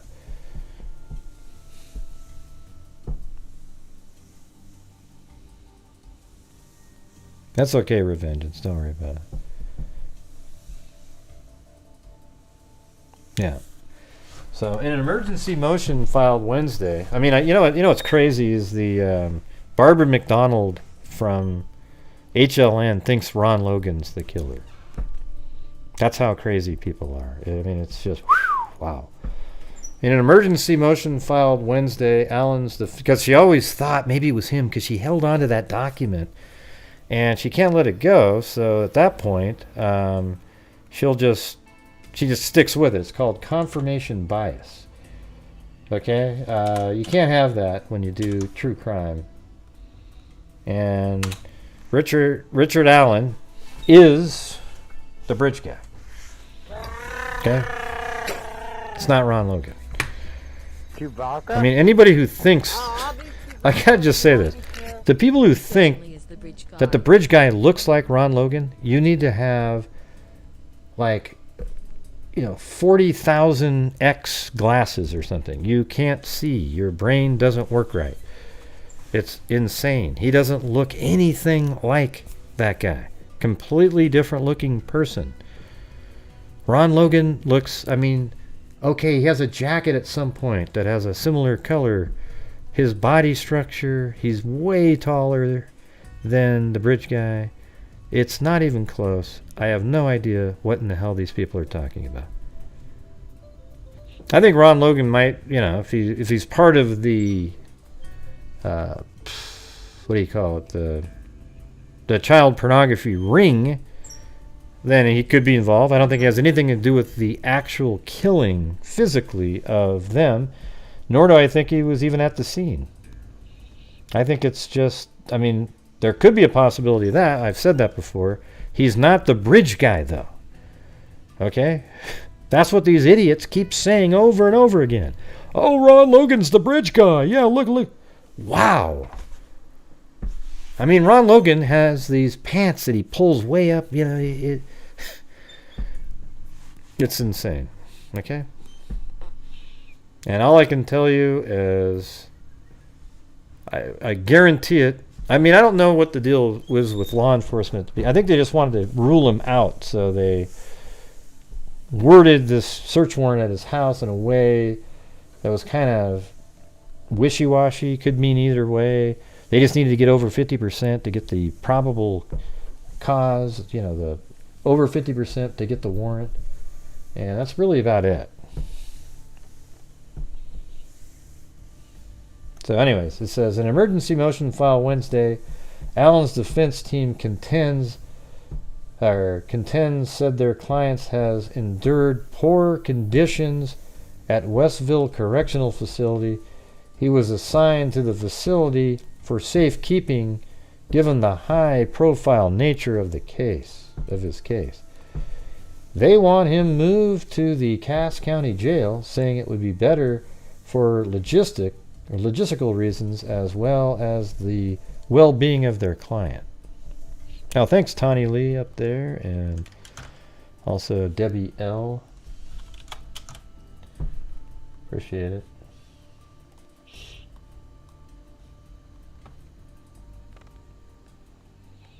Allen faces 2 counts of murder in the deaths of Abigail Williams and Liberty German in February of 2017 in Delphi. The case went unsolved for years before Allen's arrest was announced in late October. This is on Fox 59. His attorney said Allen has been sleeping on a pad on a concrete floor in a 6-foot, 10-foot cell, no larger than that of a dog kennel, according to the emergency motion. He often wears the same clothes for days and has been unable to visit his wife or other family members. So when you say he wears the same clothes, is that his choice? Or Allen makes calls to family members through a tablet, which is monitored by prison officials. Okay, that sounds about right. He's afforded little, if any, recreation time outside if his cold concrete and metal quarters he's afforded little, if any, recreation time outside of his concrete and metal quarters. Allen's attorneys described him as isolated and said they have to travel for hours to see their client. The conditions are harming Allen's physical and mental health and impairing his attorney's ability to mount their defense, they argued. Here's what happened during Allen's hearing in Delphi. Okay. Well, that's what he looks like now. So he could be doing that intentionally, like not eating. But I tell you what, I would actually just let them do what they want to do. You don't want it to affect the trial or anything. So if they think that putting him in a different facility will make him feel better again or whatever, go ahead and do it. I don't really give a damn. I'm waiting for the trial, and after the trial, because you are innocent until proven guilty, when you're in a trial, as people, I think this guy is guilty as hell. He is the guy on the bridge. If you read the probable cause documents, 100% him. Now, there's all this goop right here. I don't know what this is right here on the shirt. I have no idea what that is. That's a Chihuahua, right? I mean, it's massive. It's like I know it's forced perspective, but it's still pretty big for a Chihuahua.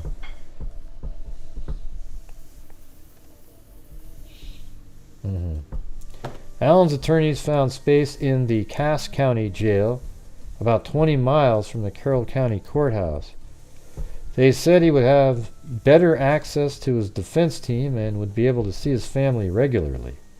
Attorneys said they contacted prosecutor Nick McClellan about moving Allen, who had no objection to relocating him closer to family. Okay, yeah, see, it's like, yeah, I don't mind that at all. The Carroll County Sheriff's Department, on the other hand, declined to have Allen moved out of the Westville facility. Oh, really?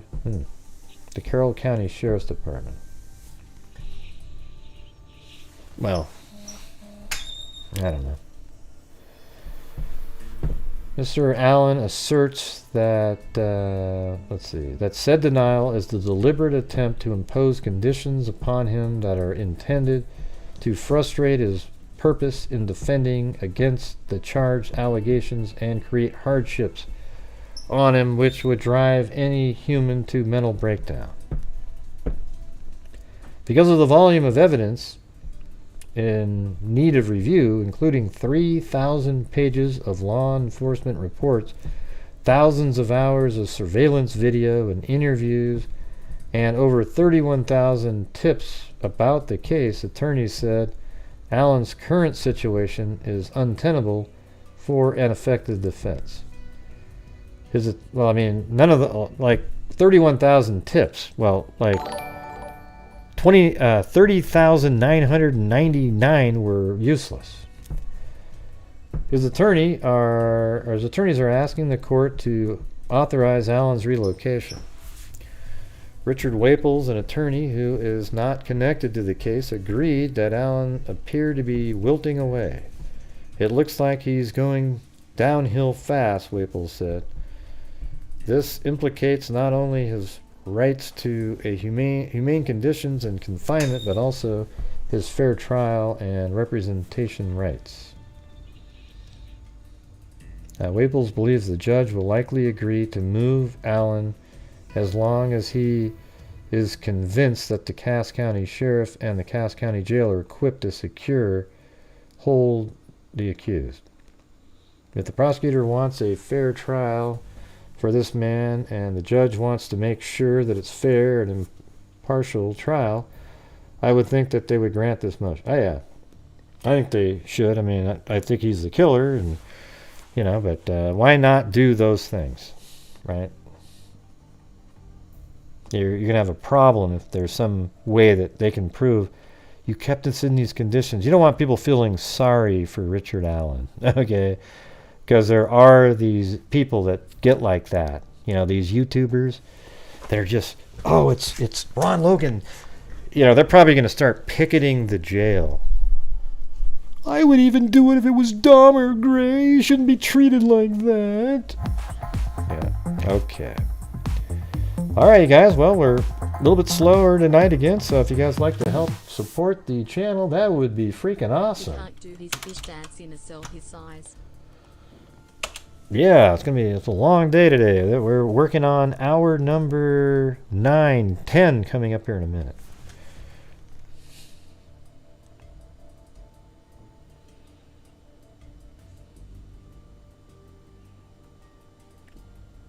Yeah, yeah. I mean, it seems like he's doing this intentionally, if you ask me. God, you can just tell that is the bridge guy, man. Just look at that. God, it's unreal.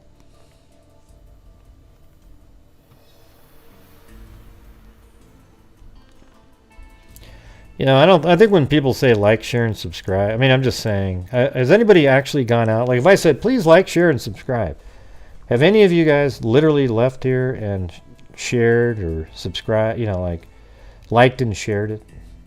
I feel like every time I say that, I'm just wasting my time.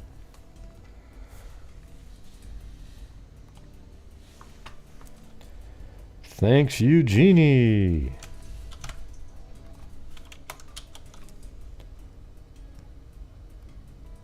And thank you, Danielle. I thought KK said he was bragging about getting away with the... Who? Who said that? What are you talking about? This is Richard Allen.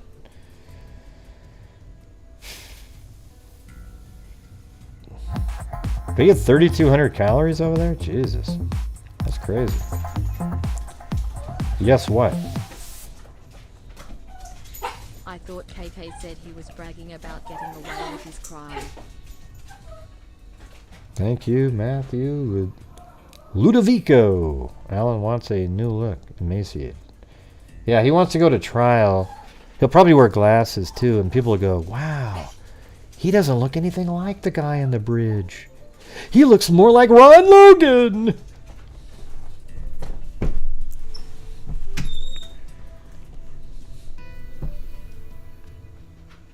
Alan wants a new look. I don't know. Where do you hear this stuff, Danielle? I heard KK said Richard Allen was bragging about the crime. I don't know about that. You probably saw it on some wacky, you know. If the murder sheet said that, there might be a chance. But they're worried about the placement of the inmate, then they shouldn't have taken the case. Who? Yeah, I don't know. I just think if he is in weird conditions there, because it's Carroll County, and they can put him somewhere where I have no problem with that. I mean, I don't know if anything that he's saying is true, so why not do what the attorneys want? If he still ends up the same, then they were just full of shit. I mean, who cares? You know, it's all about getting to trial and getting this taken care of.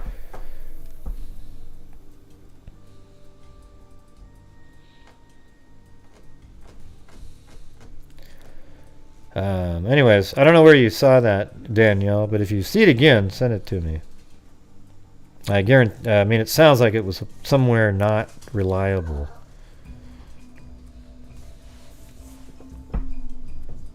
Anybody else remember that? That Keegan Kline said that Richard Allen bragged about getting away with it. If he heard something like that, that might have been before he was even arrested. How would he know what he was saying in jail?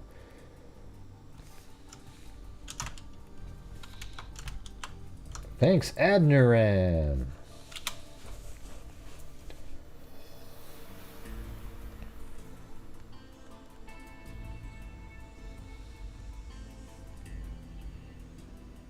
Mm-hmm.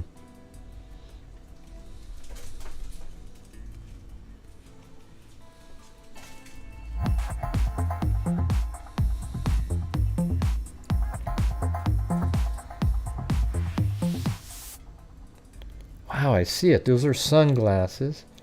That's the hair on somebody's head. Wow, that's Ron Logan when he was younger. See that? The little hair in the back? He's got a forehead. And then one of his right eye is way lower than the other one. He must have had some weird deformity at the time. But he's fixed it since then. Wow, and then I think that's a cigarette coming out of his mouth. Unbelievable. Unreal.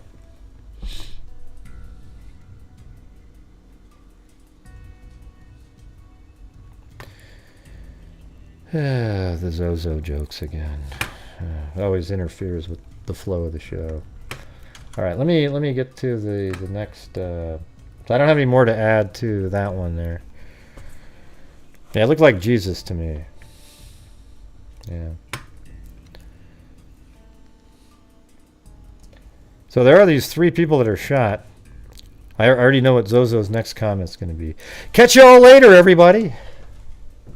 That's what she always types in. Catch y'all later. See you later. Yeah. Never mind. I think it was a site that shall. Yeah. Okay. Yeah. I don't know what. There's a lot of sites that start with that letter, Danielle, but send me an email. There's that face again. I never even know what that one means, but it always looks like just nothingness.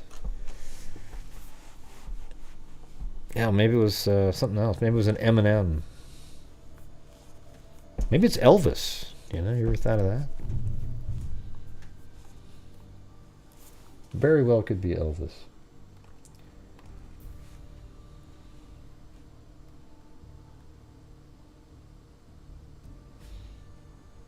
That was from earlier, right? That was day 1. It's pretty good.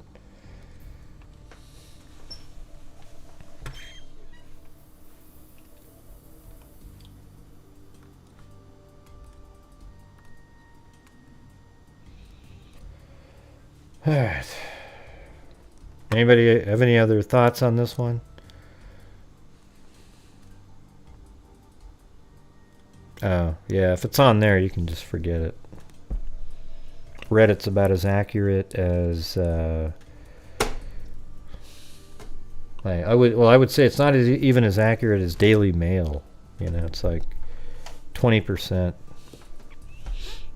They just say whatever they feel like saying, and everybody goes, ooh, ooh, ooh. It turns into like I don't know, sensationalistic fest of some sort. Yeah, okay, well, check it out later, Revengeance. I'm doing a show right now. I get the emails later, you know, when I look at it.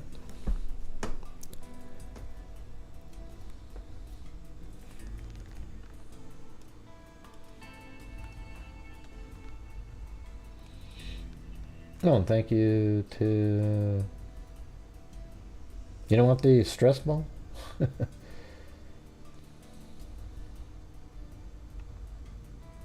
Derek sent me a PayPal, and for the Miss Angels. Thank you. Yeah, we'll send you, put you on the list. I think I've got, so I gotta design the next ones though with the blue. I gotta put blue on the front.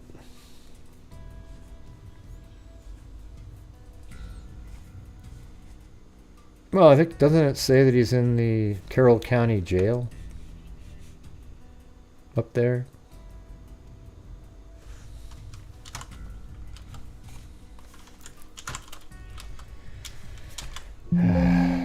Just unreal.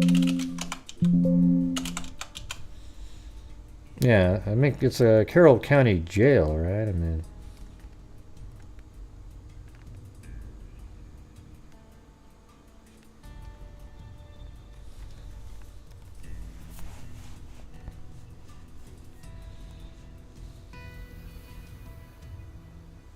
Some Therazine, huh? I don't really care where he is. He's in custody, all right?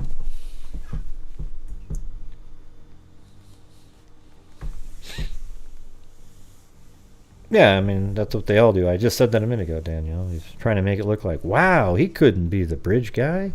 Look at him. And sympathy, I said the same thing.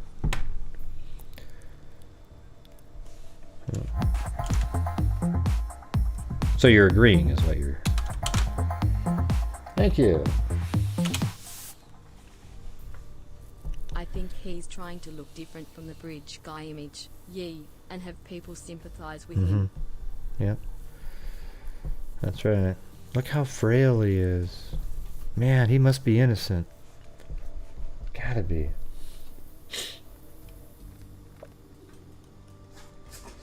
Okay, I'm moving on to something else now. There's this... So you agree with me, sweet Caroline? I just said the same thing like literally 5 minutes ago.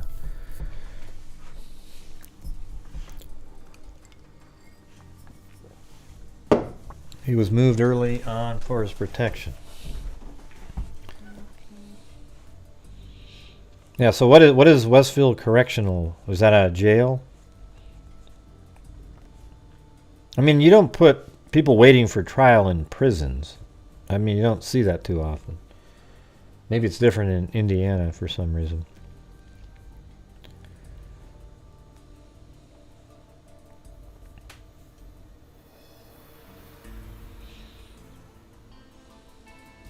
The Walker, like Harvey Weinstein, yeah.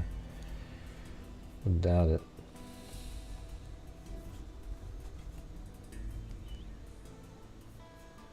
Anybody have an answer? Is that a jail or a prison? Man, it's like waiting for, it just takes so long to get a response.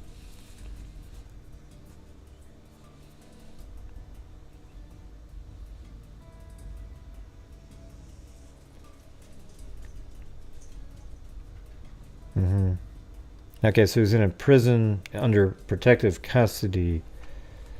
I mean, they could easily do something like that in a jail. Just give him his own jail cell, have somebody monitor him, you know.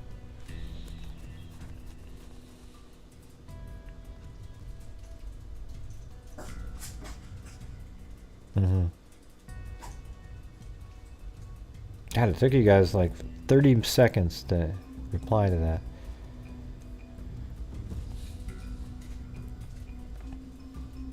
I mean, they're similar in that you're locked up.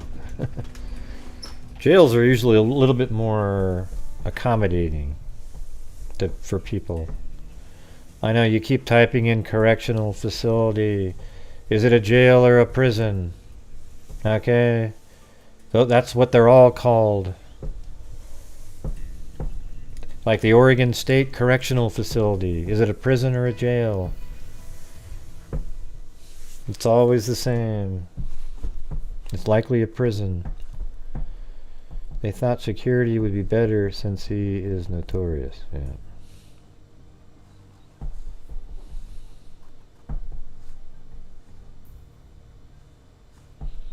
Yeah. Correctional facility.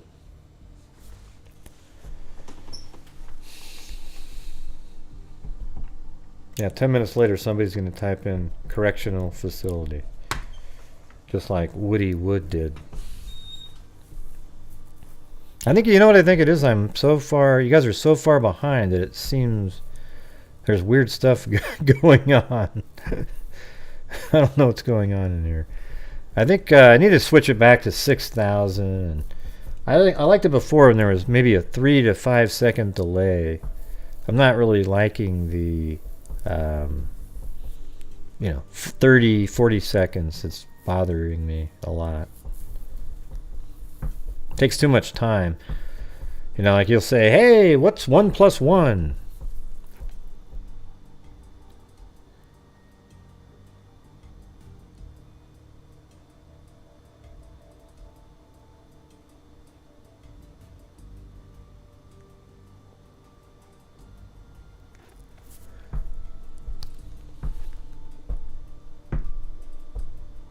Yeah, that was 30 seconds for Jessica Miller to type in the 2.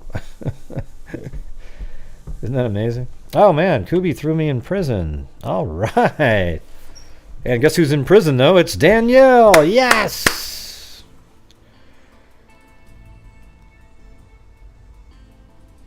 Ow, ow, ow, ow, ow, ow.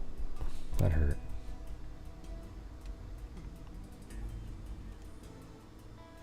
See, there she is in prison. Help her out.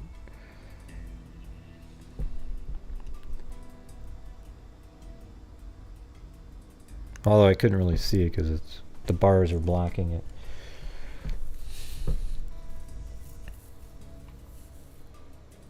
Or was that somebody else? No, I can't tell. Oh, my brain is basically his whole life in prison. Yeah, well, that's what I'm doing right now. As you can see, I'm just... Those are the bars making sound. Yeah, I guess so. I was put into a correctional facility. Alright? Let's call it the right thing. I was put into a correctional facility. The next case we're going to be doing is these 3 people that were shot in Florida that know each other, but it was all at different times and different locations. So, it's not a serial killer, but interesting nonetheless. And then we'll play Letitia Stauch's phone calls. Hopefully. Maybe not. Maybe we'll get those tomorrow or something. I don't know. Alright, Frazzled Cat gave a piece of cake to the security guard. Maybe he'll look a different direction. We don't know at this point.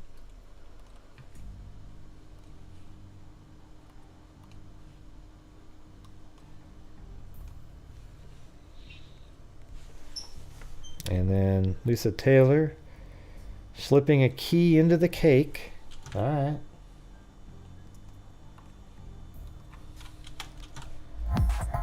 Get the Frazzled Cat in there. Scouting, dude. Got me a cup of coffee. Nothing towards the actual getting out. We're still gonna languish in here. Oh, WNC Granny. We're making our way to the gate. Bail money. Making our way to the gate. We're just trying to make this whole 12-hour day worth something here. Oh, and there's Bama Forever. Got me out the front gate, a cab ride to a hotel, and a meal all in one. It's amazing.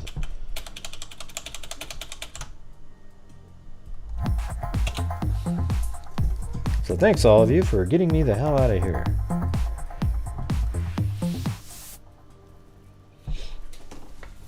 Did you guys see the stuff on FNL and how, yeah, we just played that, Christy. What are you talking about?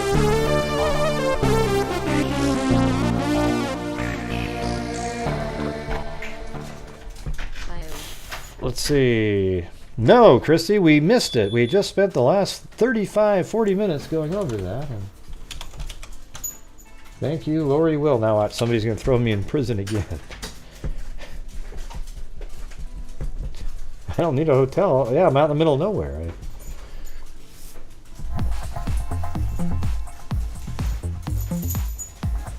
Ding, ding, ding, ding, ding, ding, ding. Oh, you're adding a portal to the jail. Nice. My husband is a CO. He said you are free to go home. He's a seer? You serious?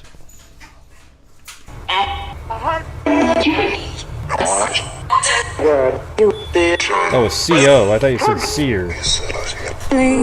Gilligan, little buddy! Skip up! I thought I heard that the 310er. Yeah, well, I'm just going to go over it, Jessica. Do you mind if I go over it? You know? Thanks.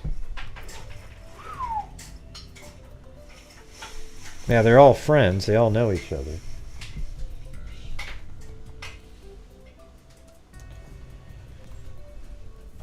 Yeah, so here is how this case went down. This is in Ocklawaha, Florida. The Marion County Sheriff's Office is investigating after 2 people were found dumped by the side of the road on Thursday night and Friday morning. A male was found dead and a teenage girl was rushed to the hospital.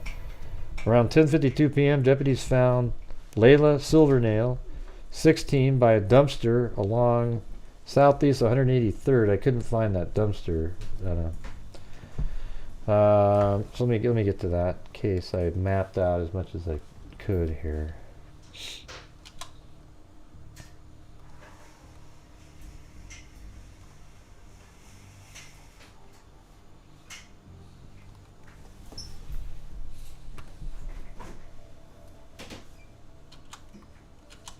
Yeah.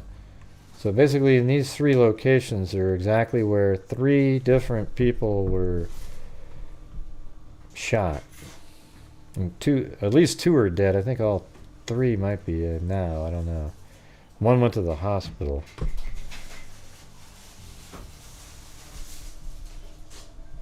So it says Marion. Well, you know what I'm just going to do? I can make it shorter by playing the sheriff's office, what they put out. This guy's pretty funny. Yeah. Hello, Marion County. Last Thursday night, Another Florida sheriff. You know what's weird about, I think in Florida, if you're a sheriff, you have to have some kind of weird personality or something. Area of Forest Lakes Park. When they arrived, they located a female lying beside the road suffering from a gunshot wound. How about that for audio, huh? Hello, Marion County. Last Thursday night, my office responded to the area of Forest Lakes Park. When they arrived, they located a female lying beside the road suffering from a gunshot wound. The victim was transported to the hospital in critical condition and was later identified as a 16-year-old girl, whose name I'm not going to repeat on here. Now, following morning, deputies responded to Southeast 94th Street and Southeast 188th Court, reference to a 17-year-old male lying beside the road. He was found to be deceased from a gunshot wound. Then on Saturday, more of my deputies responded to the area of Malacca Loop and Malacca Loop Trace in reference to information that led us to the victim's vehicle that was partially submerged at the edge of a nearby body of water. Oh, that's probably right there. Now, the members of my major crimes unit, forensic unit, and underwater team responded, collected evidence, recovered the vehicle. After going through the vehicle, we found a 3rd victim within the vehicle, 16-year-old female, who also had a gunshot wound and was pronounced dead at the scene. Now, I'm here to assure that small-knit community, the major crimes detectives are working very hard to determine who was the individual that committed this heinous crimes. Now, we're looking for help. We're looking for help for the families who have lost a loved one. And there are folks out there that know. It's about the You've clearest got video I've ever information. seen. Now, one of the things I want to start with is I want to stop the rumors that are on social media. There we go. One of the rumors is that there's a 4th victim. As of right now, there is not. Nor do we have any information to indicate that we do, unless you know something that we don't. And that means you're not helping us. If you do know more, you need to call us. Give us that information. Now, the second rumor I want to address is the idea that there is a serial killer out there. That is far from the truth. Now, I have the facts of what we know right now. You don't. And I can give you that assurance. So do not speculate on social media. Because one of the things I want each of you to think of and try to remember when you start to type is that there are family members out there reading it. And some of you, yeah, I like you this. make I like them all, shit these guys. up. Did you hear that right there? And it's devastating. Listen to that. They're reading it. Listen to this. And some of you, you make shit up. I got this one now. Hold on, I got to record that one. Oh, that's a new audio clip. Oh, where is it? I got to get my Audacity out. Hold on. Definitely got to record that one. Just a second. They're reading it.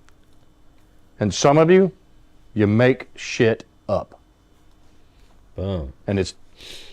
All right, let me save this out. Let me boost the audio up a little bit here. You don't think that's like an awesome... Let's see. Volume, amplify. Yep, there we go. And export MP3 to... Yeah. OBS Streamlabs. No, it was the other one. OBS Studio.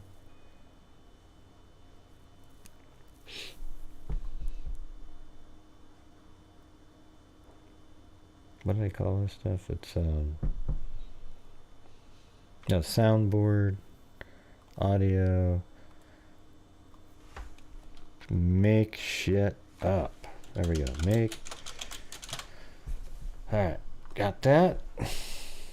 Now I'm going to go over to my soundboard here and add it in. I'll put him near the evil can never be dead enough. That guy. Hold on. Play audio.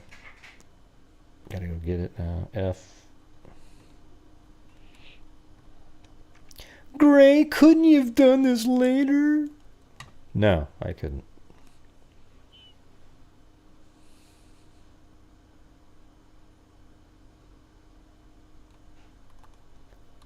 Soundboard.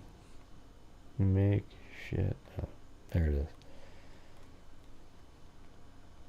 Okay. Here, I gotta get his picture in there. Hold on. Alright, take his face. Be just another minute, you guys. If I don't do it now, I'll never do it. So. Yep. OBS Studio. Soundboard. Images.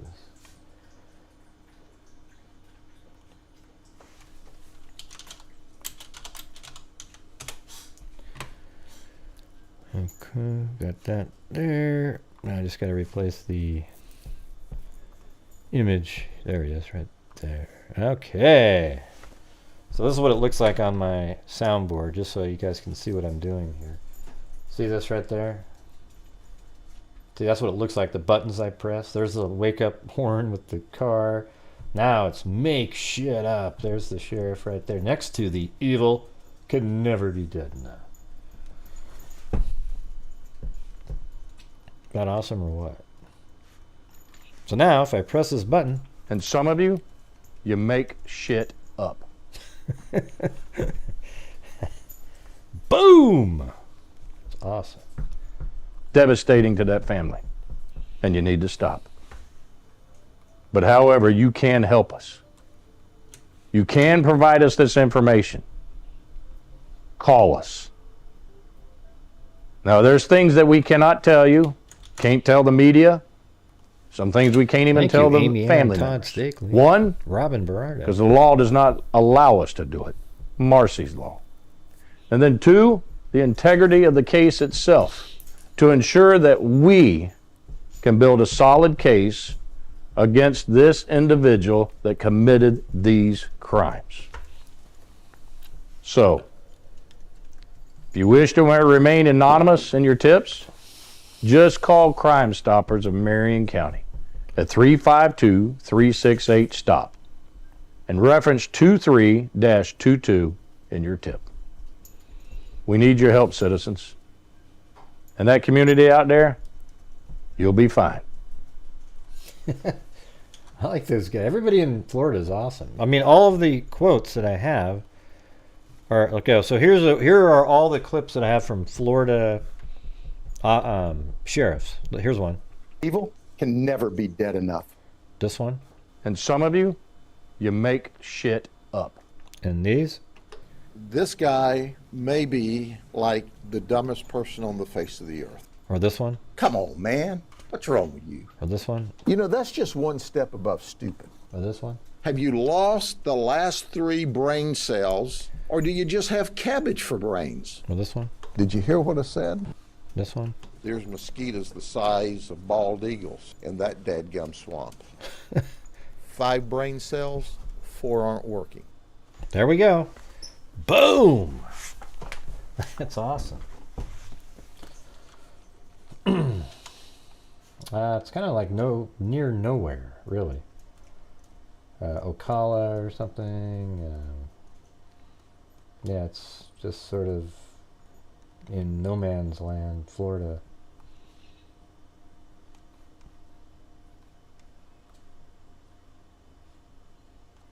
Right here. So, I guess that's it right now. There might be some information on...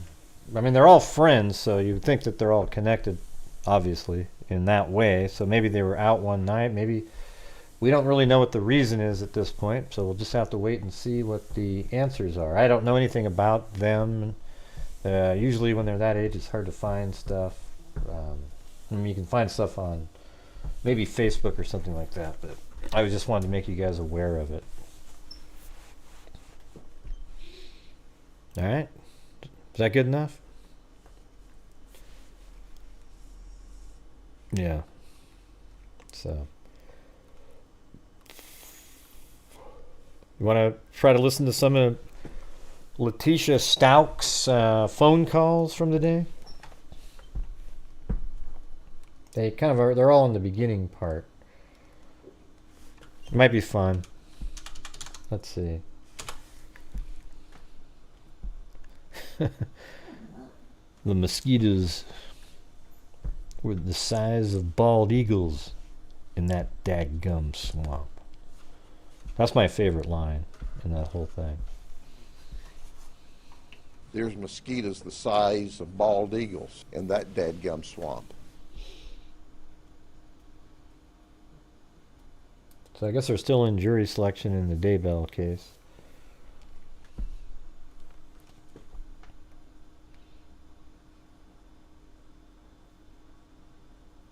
Oh well, Cindy, you'll have to go back. Sorry about that.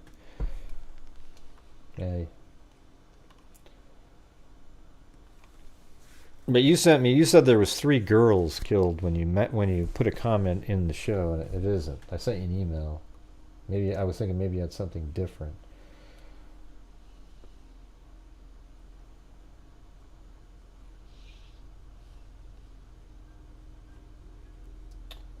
Okay, I'm just going to open up the show from earlier. Now we can play it at a quicker speed. We're already 2 hours. What are we into this one? 2 hours and 7 minutes, so we'll see what happens. I don't think there's trial tomorrow, so I think it starts up again Friday, right? So, on the 28th of January, conducted an interview with Landon Hyatt, who is Gannon's mother. Yes. You look how good I mean, I made this little different sort of setup. So early on, you always have to be quick on your feet to get them, because they always come back and shift it around. Convince me that they're... I don't know what the hell's...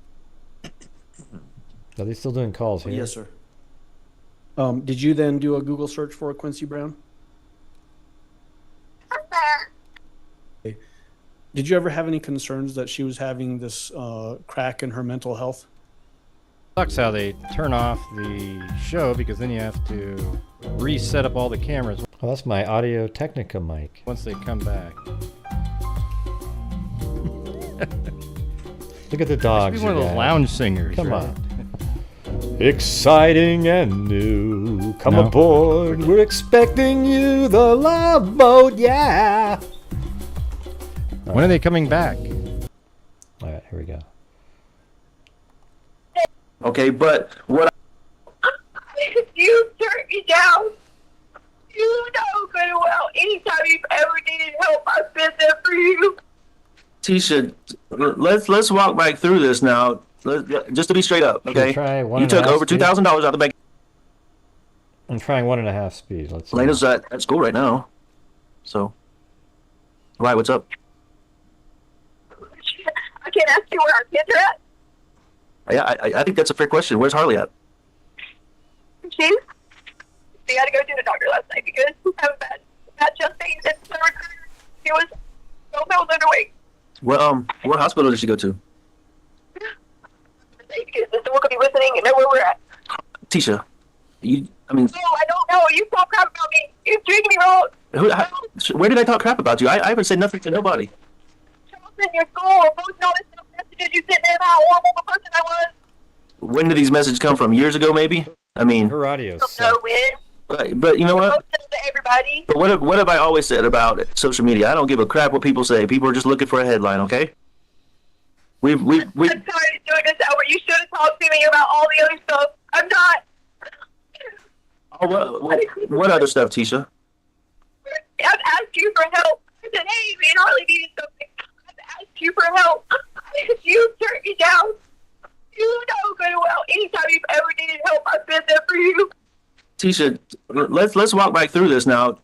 Just to be straight up, okay? You took over $2,000 out of the bank account at the beginning of the month, and I didn't say a word to you about it, okay? All right, that's like 1/3 of what I get every month. So you got 1/3 of my monthly income. All right, so that being said, I've also offered help and safety and teamwork the whole time, and you guys decided to, step out on your own. And I haven't bothered you, but I've never looked back in there. I've never told you no for anything. And I've been. This is when they were all. This is when they were frozen on the screen for some reason. I didn't pay $2,000. It was $1,500 because I had to have a place to stay. I kept begging you and asking you that people should not have been home. Okay, well, hold on. It should have been nobody but your family. You're right. My family, your home. Okay, I understand your opinion. So I want to clarify because you took however much. I'm not going to fight over the dollar amount. You took over $1,500 in that one lump sum. Not to mention the other ones, but that one lump sum you did take $1,500 and some dollars, and you can't get. But you've told me from like almost the first minute you don't have a place to stay. So do you or don't you? It was $100. It cost $125 a night for a hotel, and then I had to pay a pet fee. Add that up, how many nights I get. Plus, we had to have food. We didn't have a way around. We had Uber. Add that up. Were you Ubering yesterday when we were talking? Because I heard you get in and out of a car. I'm just trying to piece all this together, Tisha. I don't know what's going on. I've heard so many stories here. I'm just trying to, as I've always said, I'm just trying to find the truth, and I keep getting a different version of it. There's this little guy that stays at the hotel. He has an old white car, and he let me drive it to the store. You know how bad it is for me to ask somebody to drive their car to the store?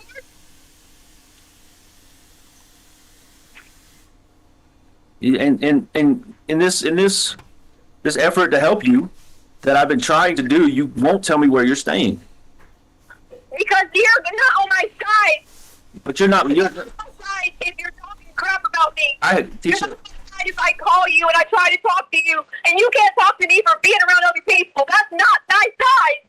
But you got to understand what I'm going through. I don't know what the hell's going on minute to minute. I don't know who's on whose side. All I'm focused on is Gannon. And I don't want obviously people, you see it on the social media, people are not happy with you. I don't know why. I don't know what reason they have or don't have. But I can't sit here and be talking to you, my wife, in front of all these other people and then, go through all the cussing and yelling and screaming and the drama. So I'm trying to respect you as well.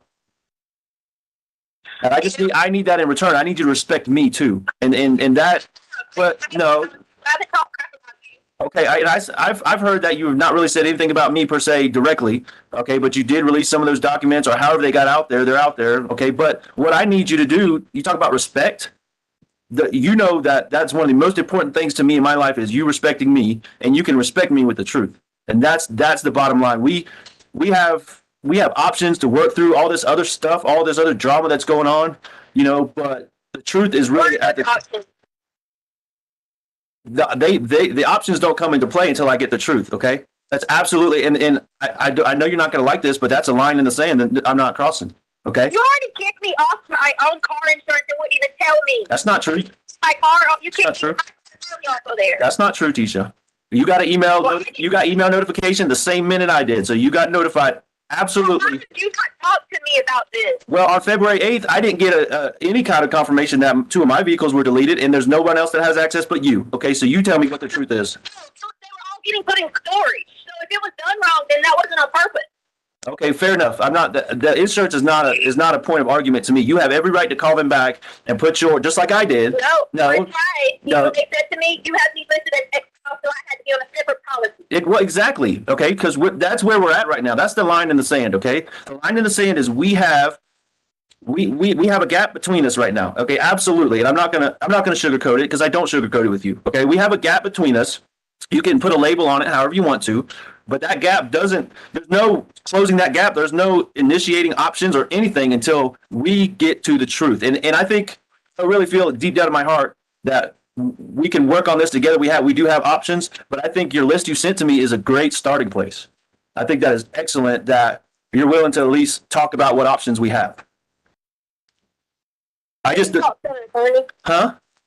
Did you talk to an attorney and file for divorce? I have not filed anything yet. And the fact that I'll tell you the answer to that, okay? But the fact that you are reaching out to me like that, the way you did, say, like, did you go to this attorney and file this? That means you don't trust me. You don't have respect for me, and you got somebody watching me. Tell me the truth. Well, I didn't. Someone told me. Who told you?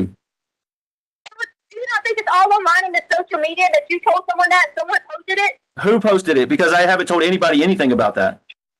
Well, someone knows because it's online, just like it's online about some girl talking junk about her best friend, and she's best friends with your sister, and that's what she said. I mean, come on. Yeah, but once again, well, yeah, you're right. I fully agree with you. Once again, that's why I've told you forever that I don't get into that crap because it's just you're getting torn every direction by people's stupidity. Okay. So, anyways, let's not worry about that. About how you know what you know. Okay. Go ahead. The basic thing is, I reached out to that lady. She doesn't write me back. This is how I've been treated. I've been treated like a criminal when I told them exactly that Gannon left with someone. Which lady? What lady are you talking about? The Amber lady? No, Bethel, because she's the lead investigator. That's the blonde lady from Starbucks? The blonde lady from Starbucks? Yes. Okay, all right. She's the lead investigator. Okay, I got you. Well, I mean, Contact with her. Not since that first day. I'd be that first day when I told you I met with Mark for like, I don't know, 6-7 hours, and then she jumped in for like 20-30 minutes, or whatever that night, the day I got there, that Tuesday. Since then, and since we met her, and then she asked me a few questions, I really haven't had any interaction with her. So I've been dealing only with Mark. He's been my. Why did you leave that day and not talk to me and go on my call? Leave what day? When you first talked to them that night and you were going to pick up people from the airport, why did you leave and not talk to me? I'll give you the straight up honest truth right now, because at that point in the situation, and we're at the same point now, unfortunately, 3 weeks later, at that point, I was not getting the whole truth. Okay. And I'm not going to argue with you about that because that's absolutely spot on. Okay. From me, you leave from me, everything's fine, and you just happen to get there and then you feel like you're not getting a truth. Oh, yeah, absolutely. Because there were some things that I was looking into on my own, which I've basically been doing for 3 weeks now, trying to sort through this on my own, that weren't making sense and weren't adding up. Okay. And just like where we're at now, yesterday, thank you for talking so long and walking me through your timeline. But even yesterday when we were talking, a lot of it wasn't adding up, and it still isn't. Like, there's 3 or 4 different versions of the Mexican guy now. He's Uncle Matt. First he was Mexican or whatever. I don't want to argue. I said he asked me, did he know Uncle Matt? Yeah. I said he wasn't Uncle Matt. All right. And I'm not arguing about that. I'm just telling you these are red flags. You know how I am. When I see red flags, you got to convince me that the truth is what it is. Okay. So I'm sitting here last night on my bed freaking out because I feel like some of that was the truth. But then some of it still was, a different version of the same story again. So what I really want to get to. Ask me, did I kill Gannon? It hurt me to ask it because you're my wife, and first thing I started with today was Happy Valentine's Day. That should tell you how I feel about you, okay? But I need you to be here with me, supportive. I am. I'm right. I'm right here. I'm right here. I'm begging you. If they give me immunity, I will help. Okay, but here's. Okay. Well, that's why I'm here. I'm trying to I'm not. You have the legal background. Okay, I don't have that knowledge. All I have is my recruiting time and the other stuff I've done. So you need to help me understand what you're trying to get. I don't understand what that means. Immunity, okay? Do you know what immunity is? Other than what I've seen on TV shows, I don't know. I need you to help me. That's what I'm trying to. Help me to get you to that point. Hello. Immunity is they're going to grant. I'm a judge that I would not be charged anything in this. I didn't have anything to do with it. In return, that I will testify and I will give them the information of who has given it, and I will testify against them. Okay, so you're saying so I'm going to walk back through this so I understand clearly what you're saying. So there's no ambiguity or unknowns here. So you're saying you somehow know where Gannon is or who has him or how he got him or something like that? Ho, see, that's why you're not going to put words in my mouth. I'm trying to understand, Tisha. I'm explain to me, okay? Walk me through it so I understand what you're saying. No, why would I record you? This is me and you. I mean, why would I say Happy Valentine's Day on a recording? That's something personal between us. It's just you and me on this phone call and in your room. Absolutely. Okay. Immunity is where I'm telling you, I told you the truth about Lisa Gannon. There's more details about how that went on. There's more details that I can't discuss that would incriminate myself because they're going to say, why did you say this? But he has all our information. He was threatening to go to work. He had these people go there. If I said anything in the meeting with the cops, I was late to the meeting. But I need immunity. So you. I get to. So why? What I don't understand is why. Hey, why? I need immunity. That's the only way I can help try to find Gannon.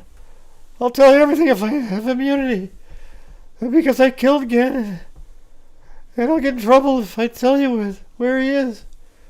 So as long as I get immunity, I'll tell you everything. Do you understand? Is this not something you would tell me from the get-go? I just... Everything!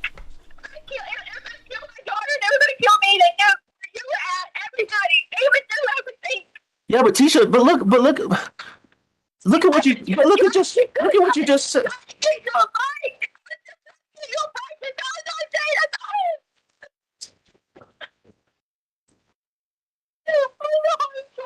But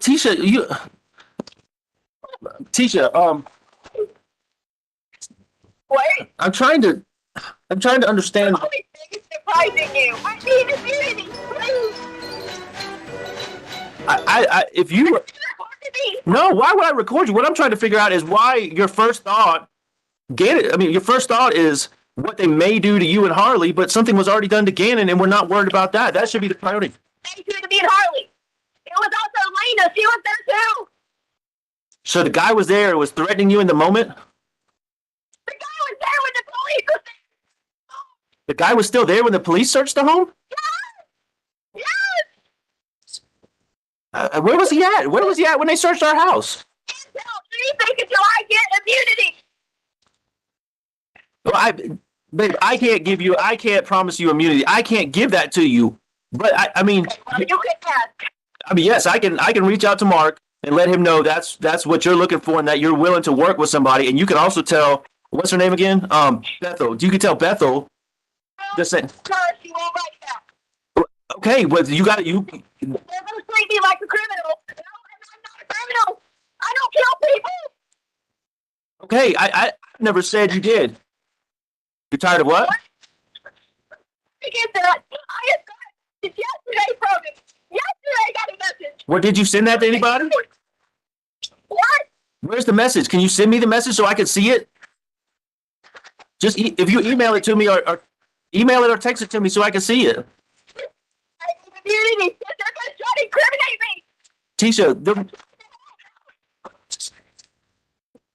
Tisha, who is this? Who is the person? Do I know this guy? Do you understand? Is he there? Is he there with you? What? Listen to me. He told us a big reward. Well, I'll get back to you a reward.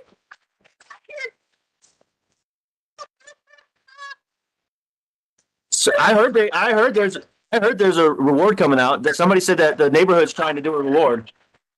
You and Mike.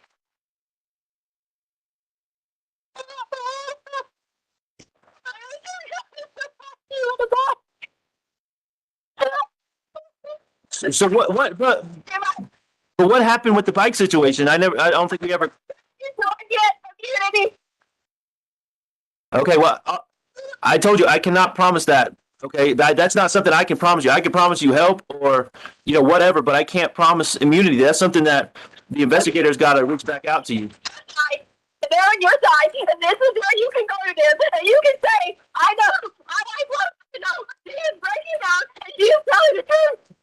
Yes, I can advocate for you. I can give an opinion, but but listen. What I don't understand is you're treating me like the prosecutor here. Okay, you're treating me like I'm in court or the law, not like I'm our son's father. Okay, but. You get out there and you do it. I genuinely don't know. I can't even go anywhere because they think I'm going to tell. They're release the reward. They're not going to do anything. They're not going to stop me. They're not going to stop me.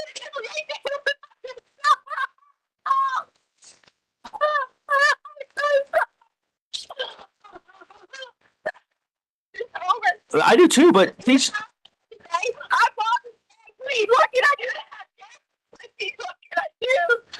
Here's what I need you to do for me, okay? I understand and I respect that you don't feel safe telling me certain things, okay? I'm not going to press you on certain things, but I need to know something about my son. I need to know something about Gannon. Do you know if he's safe? Do you know? I mean, I asked you some questions yesterday, and I had to ask those questions because that's been on my mind since day one. Is he safe? Where is he at? Do you have anything? And if I kill Gannon, really? Yes, I had to ask that because there was. Well, I would never not tell you the truth over and over and over again. So.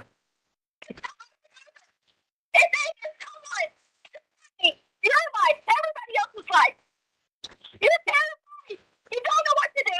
You're scared to death. You don't know how you would act. Teach it. Because people are going to say, why did you do this? Why did you do that? Listen. What about the? What about this? I'm trying to think of any way to cue the police to offer you immunity if they can. Okay, I'm trying to find a way to get them alerted to you might have some information. What if you told me just one key thing and I just called in on the tip line or something?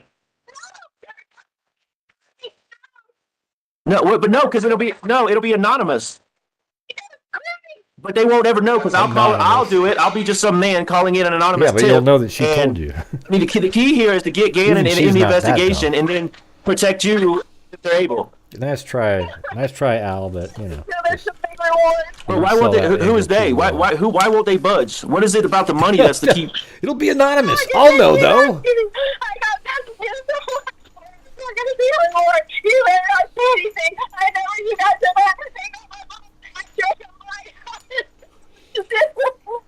Tisha, listen.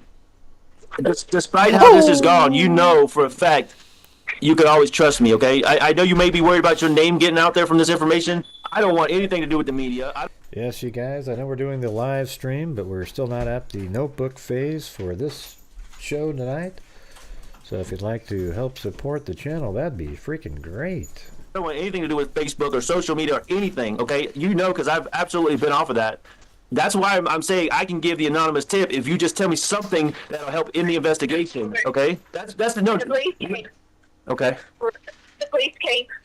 He was in the house. Where was he at in the house? I didn't know at the time. I thought they were going to find him because the guy was like, "Can we please search the house?" And I said, "Sure." Okay. Terrified. Which is why I sent Lena and Harley to Dollar Store and all these places because I thought Gannon was hiding too. Okay, so you thought so the guy was in the house and you thought Gannon was hiding, so he hadn't taken Gannon yet at that point? No. Okay, all right. Well, that's huge. That's huge because now we can look at different camera time frames and all that, and we can look at different angles. I don't know Okay, what that's you're talking huge about, that he was still in the Taz. house, and so that would have been police got there. What? Like, I'm not. No, I know. I'm trying to sort through this again. I'm trying to get you to this point to where you know. Don't try to get me, incriminate me for this. I need immunity. I think they give it to you because this is big that he was there and they Well, missed you'll it. get a chance, 'Cause then they're Lisa, gonna want to you'll get a keep. They're gonna chance. want to cover their shit for not finding him. I can't hear you. What?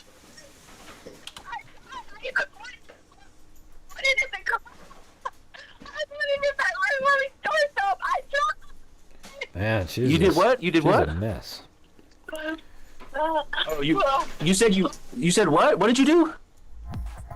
I tried to point to the cops and hey, check this area. Hey, check this area. I was even trying to show him any other extra areas that I saw. I said I didn't know if Gannon was with him or I didn't know if Gannon was like somebody. I didn't know at that point. Okay, but then you figured out. How'd you figure out he wasn't by himself? I'm not that with anything else before I get immunity. Well, I'm trying to figure out. I'm trying to put all this together. You said you pointed them in the direction, but where in the storage room were you? I said I was just giving all the big areas of the house. I got you. So you told them storage room. I walked through the storage room when the guy was in Thank there. you, I was trying to Cindy. tell him, hey, check behind boxes and all this stuff. Okay, so Damn.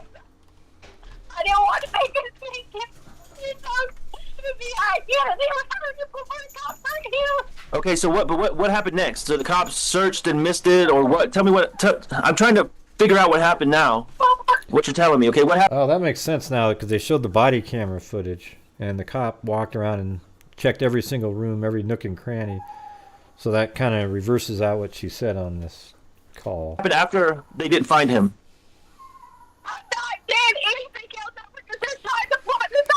No, I'm trying to get some key breaking information that I can give an anonymous tip, like I told you. Okay, that's what I want to do. That's how Never mind. You're not trying to help. I am trying. He's not trying to help. No, he's not. He's not trying to help. I am. So what you said was Gannon. You thought Gannon was hiding. Is that right? I didn't know if he was hiding with the guy had him or if he was hiding myself. I was scared to keep. If I would have left him a note, they'd be like, please check out. He's fine. I didn't know it went out the back door. I didn't know where he was at the time. I know he was there. He was gone. Wow. I waited 4 hours. Kept walking. 4 hours? Myself, I realized it.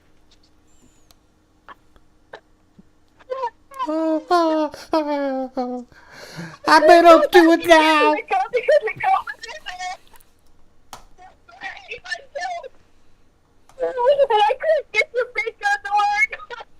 So when let me back up. So when you let the cops in the door, wherever you last saw Gannon, you left him somewhere, or you thought he was safe? Like you thought he was safe hiding, or you thought he was with the other person, or what? Drama. I woke up, Albert. That's in my head. I didn't know what it was. I already told you this story. I waited. I was like, I was hiding somewhere in the house. He would come out. Maybe when the police got there, he would come out. Maybe when I called for him, maybe he would come out and get the police. Do you think he might have crawled in one of the totes or something, or maybe the box? 'Cause The police left. He was doing it. the guy or Gannon? Please. The guy was the first, and I said, I thought he was making the way. I was telling him to shut the door and don't come out.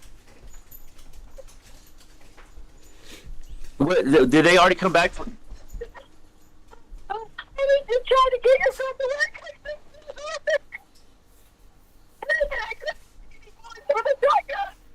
but so you said I my can't gun. make You out trying to what get my she's gun to saying. work? I can't Tisha, even tell what calm she's down for a second. You said try to get my gun to work. I thought the guy had my gun. Oh, that one. Okay. So you put Harley and Lena in our room? I mean, she's screaming at every single topic. Tisha, is that what you said? You put.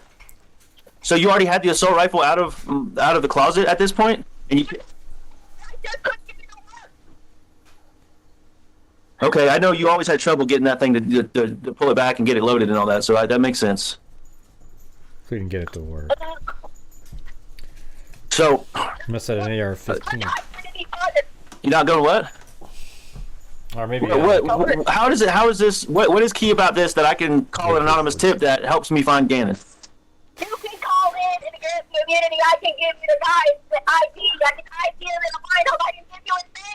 Tisha, you know I can't promise you anything. I'm not the police or the judge. I can't promise you immunity. I can put you in contact with them, and I've done that. Please call me back, please. Please call me back. I will. I'll get as soon as we get done talking in a little while. I'll get on the phone with Mark and tell him to tell that lady to call you back and quit stalling or whatever she's doing. I don't know what the hell's going on, but Mark will get on it. He's always been.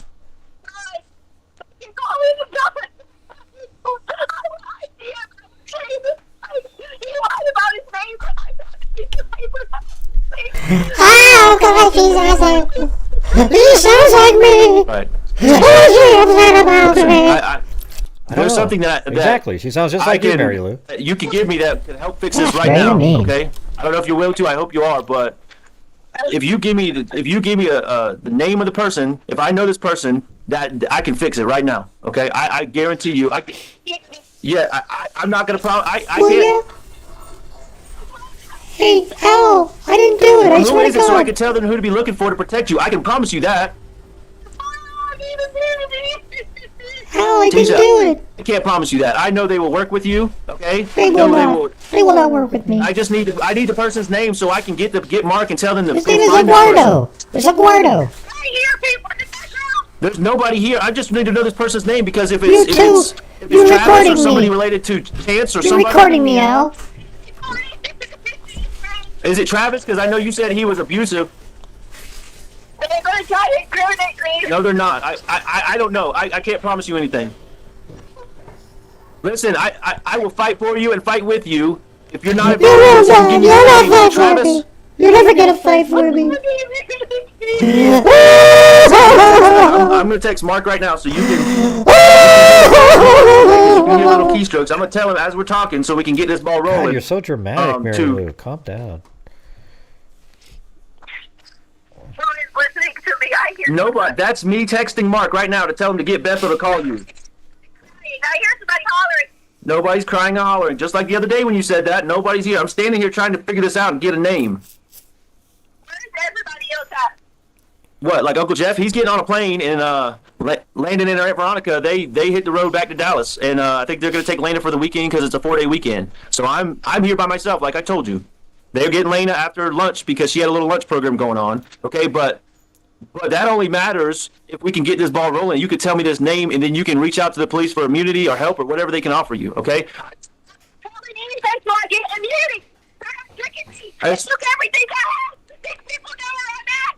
They're in a gang. I will not. You go, girl. What kind of game What are the they in? hell are you talking about, Mary Lou? But you go, girl. What the hell? Are you trying to bond with Letitia, Mary Lou? You sound like a wacko. Well, what happened that ruined that?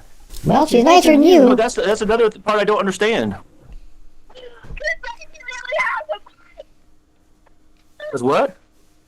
Is she? I think she's laughing over there. Listening. Tisha, so to this herself. guy, I know you're trying not to tell me his name, but after the police left, remind me. I don't remember. I know Harley and Lena went out to look. Did you go look for Gannon? You knew the guy was in there, or you didn't, or what did you do after the police left?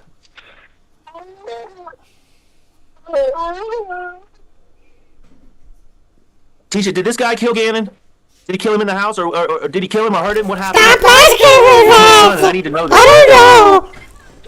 I don't know if he did it. No, Tisha, not you. I'm not you. You. I trust you. I asked you that yesterday, and I trust what you're saying. Okay. I asked you, did this guy hurt Gannon, or did he kill Gannon in the house, or do you know if he killed Gannon or not? Tisha, I've explained to you, I can't give you immunity. I'm your husband. I'm not the police or the judge. He took him from the house.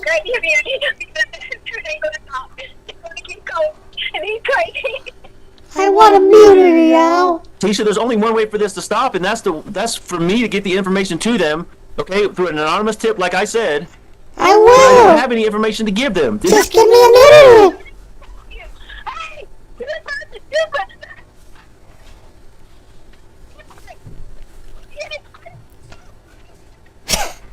What the hell is she doing in the background? Yeah, and She's like having a fit.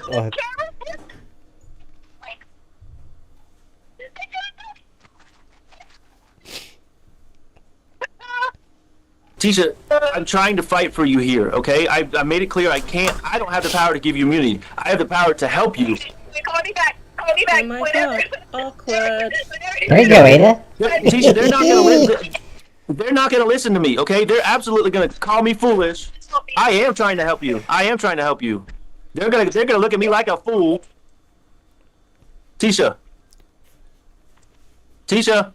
Okay, bye. I can't hear you. You're not helping me, Albert. I'm trying to. Someone killed somebody. I don't know if anyone killed anyone. What then? Yeah, Do you know what's the guy's name? I gotta know the guy's name, Tisha. Okay, I mean, I'm trying to help you, but you're not freaking letting me help you, okay? All right, shut up. Well? Okay, bye. Bitch, please. Yeah, so we would just want to have Mr. Stout come back on the stand and ask him some follow-up questions, Judge. Okay, all right, Mr. Stout, if you would resume Okay, your seat on the Stout. stand, I Okay, remind you, sir, yeah, that you're that's still what on we the all road. thought. Her attorney called him her Stouch. Shows you how invested he is in the case. He's the guy that said, Morning, Mr. Stout. How are you doing I'm today? burnt Morning. out. So at the very beginning of that call, you told the defendant happy Valentine's Day. Did this call actually occur on Valentine's Day? I believe so. If I would have said that, I don't know. It was Valentine's Day, you bastard! The date of the call was February 14th. Mary Lou. 2020. So absolutely then. What difference does it make? There's a question in that beginning portion where the defendant was asking you questions about where you were and where Lena was, and then you responded with, "Where's Harley?" Similar to the phone call that we talked about yesterday. At this time of this call, did you know where the defendant was anywhere? I did not, nor did I know where Harley was.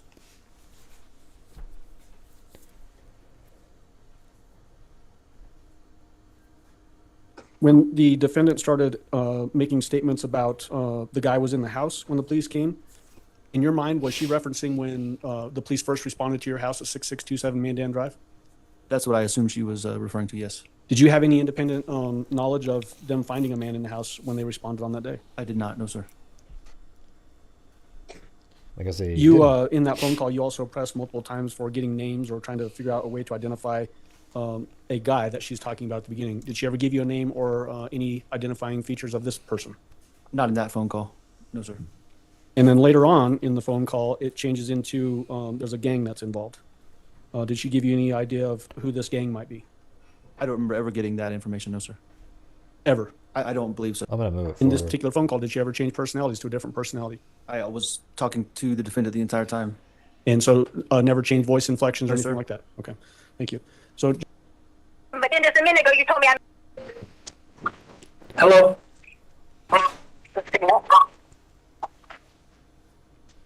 Hello? I said I can't hear you. Hello? it said it's a signal. Okay, well. Yeah, dummy, it's you a hung up on me, signal. I'm not really feeling this right now, so what do you got for me? I can't help it. In and out. Fine, whatever. You were all nice, caring, listening, everything, and all of a sudden you started being hateful. Yeah, because you got information I need for my son that everybody needs to get this boy back. Okay? He hasn't been hateful So now once. you're saying I got information, but then just a minute ago you told me I made it up and it was a figment of my imagination. Okay, so it's on you to pick which one it is. It's not on me to sort through it. It's on you to tell me the truth or keep feeding me bullshit. Beginning. Listen to me. Yes. No.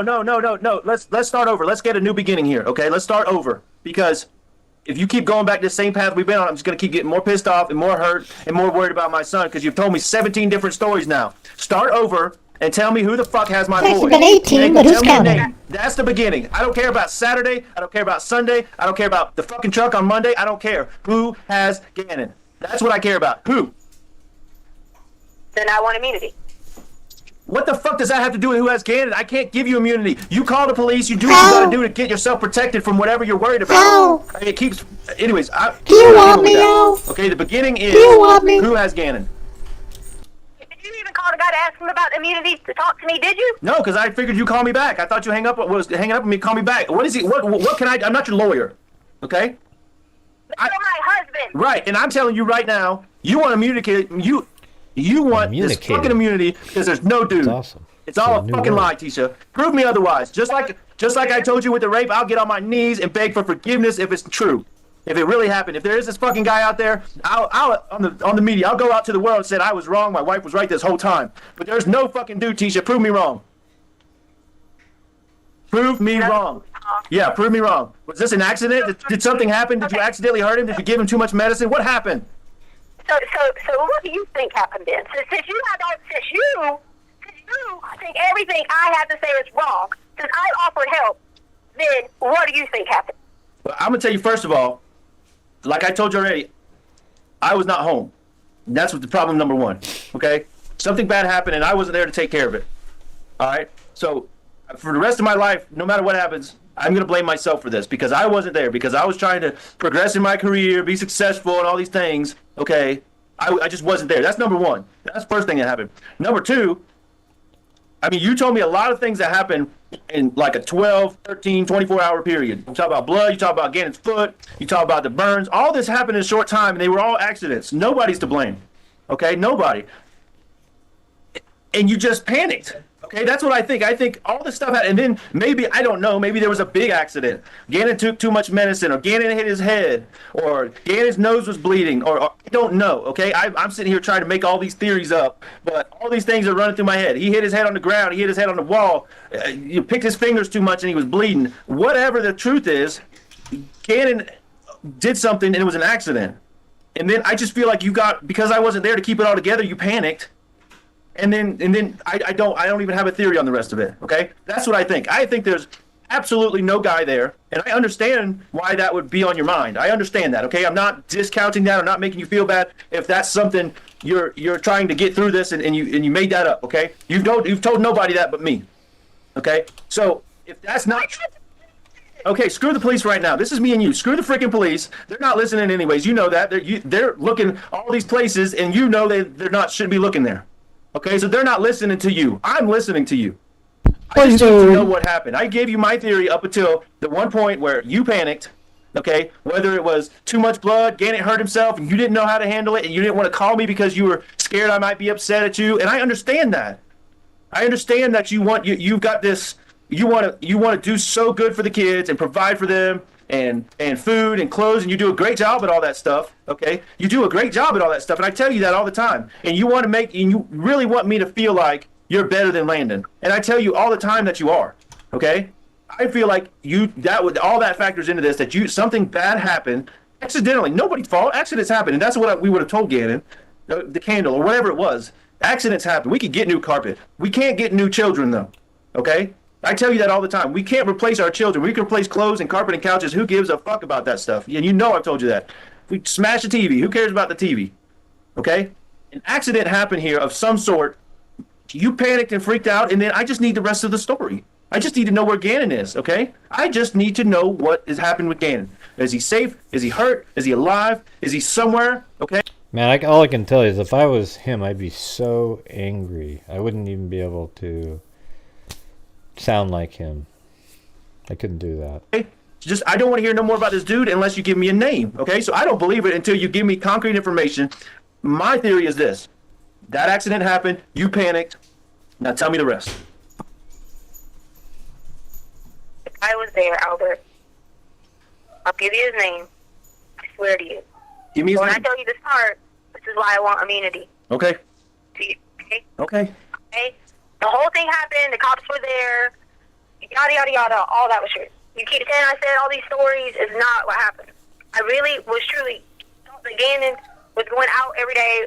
I've been talking to somebody because he was asking me weird questions or whatever. This dude trying to get your bike, he followed me. So I get a Petco. That's why I was looking in and out the door of the Petco. Oh, so so it wasn't about Gannon getting out. Then I'm not talking to. Okay. You jump in there. Okay, I'm sorry. I'm just trying to understand. He didn't get out because if someone was following me, I didn't want him to know someone was in the car. Okay. But yes, that's why. Okay. All I was trying to do was go get you a bike. I don't think he thinks it's an accident. Then He's just trying to get her to admit to I some leave because I culpability. was way better disgraced to be looking at free to get a bike, and I realized that He wants her to. He was trying to get her to get. That was her out. If she admits that it was an out. Oh yeah, that's right. Yeah, I accidentally hit him, but then she thinks through it and goes, but then I'd have to explain where he is now, and oh, I can't do that. I know exactly how her brain's working in this. dude was following us again. I tried to make some turns around Palmer Lake area, in and out of that area up there, Yeah, I know, which is where they're searching just because said I'm that. sure they got my GPS, searching for nothing. And then, when I had to come up the little hump, where's this dude? Well, this dude is in your truck with us.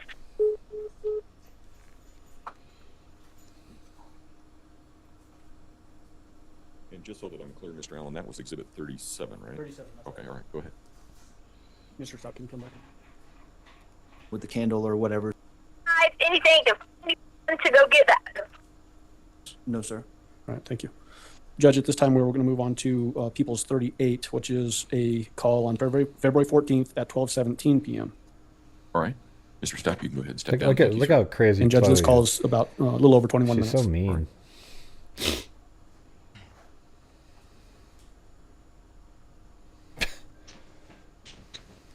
That's what you get on my live streams, guys. Dog cams. What happened? I was talking away. Okay. Did you guys hear? Something about you were at Petco and then you got in the truck and the guy was there or something? No. I asked them to go get that the footage outside of Petco. Okay. Not just the footage inside Petco. The footage we need outside of Petco.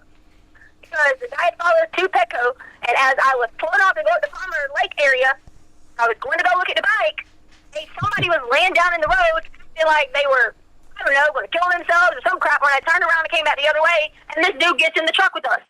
I didn't have anything, knives, anything to anybody off or anything. I had to go like a normal time. Anna was crying in the back seat till he threw up. He threw up. He was so scared. He followed us all. He came with us all the way back to the house. Where's the footage showing people getting out of the car? Did you see that? Yeah, I saw it. Okay, who got out of the car? I mean, I saw you and then I saw the shadow that somebody was talking about. The only footage I seen is the one that you said the guy got paid for. That's the only one I saw. Okay, so we get there. He's still in your car at this time. We all get out. The guy was with us the whole time. Okay. The whole entire time. I asked him, what did he want? He could take everything he wanted. He could rob us. He could do whatever he fucking wanted. Have it all. There was a struggle. There was everything back and forth. Anna was asking, did I know his Uncle Matt? Because he was saying, whoever Uncle Matt was, they don't like Uncle Matt. Uncle Matt came in at. Well, she had something to do with it. Because I was freaking out how he would know someone by this name. I told you this. Okay. The guy was there when the police came. I didn't know again with that. I didn't know if he was hid. I didn't know anything. I just thought I was terrified to say anything because he had the gun. And I was scared. What if he Gannon while I run up there and try to go get help? What if I leave to go get help and he's in here? There was nothing I could do to switch anything. My hands were tied that night. The girls were in the bedroom. My hands were tied to the little board that's on the back. My hands were tied there. Tied completely. Remember those same headphones I had on? I told you I was listening to music? Yeah, I had to do that, and that little bandana that was down there, that's where that came from. I couldn't scream, couldn't get help. Harley and Lena were asleep. It was just terrifying. All I could hear was Gannon screaming. I didn't know what was going on. I didn't know anything. Okay, Tisha, can I ask you a question? Please? What? Why would you need immunity for that when the guy is he's the perpetrator, not you? Why would you need immunity for this? Because I didn't tell him. Because you did, okay. Okay, I mean, I don't know how bad he hurt Gannon. I don't know. There's no accident where I hurt, and there's nothing like that. Because people keep saying that. No, because he was in Gannon's room. I just kept crying. He fighted Jill. He is Mexican. He was mixed with black. Dark. 5'7". I gave him the facial features that was on him. Me. okay, hold on. All right, so let me just bear with me here while I sort through this. Okay, so you're at Petco, you pull out, and you're at the stoplight. Dude's laying in the middle of the road, or you're in the parking lot. We drove up to look at the night towards Oh, so the guy was at Palmer Lake laying in the middle of the road. he followed us. I made a turn. I thought the turn was going to take me back to 25. Instead, it wraps you back around in a circle to come back the same direction Steve went up P2. Okay. All right. So yeah, let's stop for a second because. All right. Listen, I'm gonna be straight up again because I'm getting frustrated again because this is even more bullshit than the original 17 stories. Okay. I mean, no guy fucking jumps in your truck. The car's locked when you're driving unless you stop and open the doors. Anyway, I'm not gonna pick it apart. It's bullshit. Okay. Yes. Tisha. No, it's not why. I want you to tell me why you panicked. Why did you panic when the accident happened? When Gannon did whatever he did, I mean, he made a mistake. Whatever happened, why did you panic? Because I killed after he him! was hurt, after he hurt himself, after he had an accident, after he banged his head or something. That was funny. That was from my show earlier. It freaked me out. That must be what it's like for you guys. That voice you just heard of me, that was from the show earlier. Why did you panic?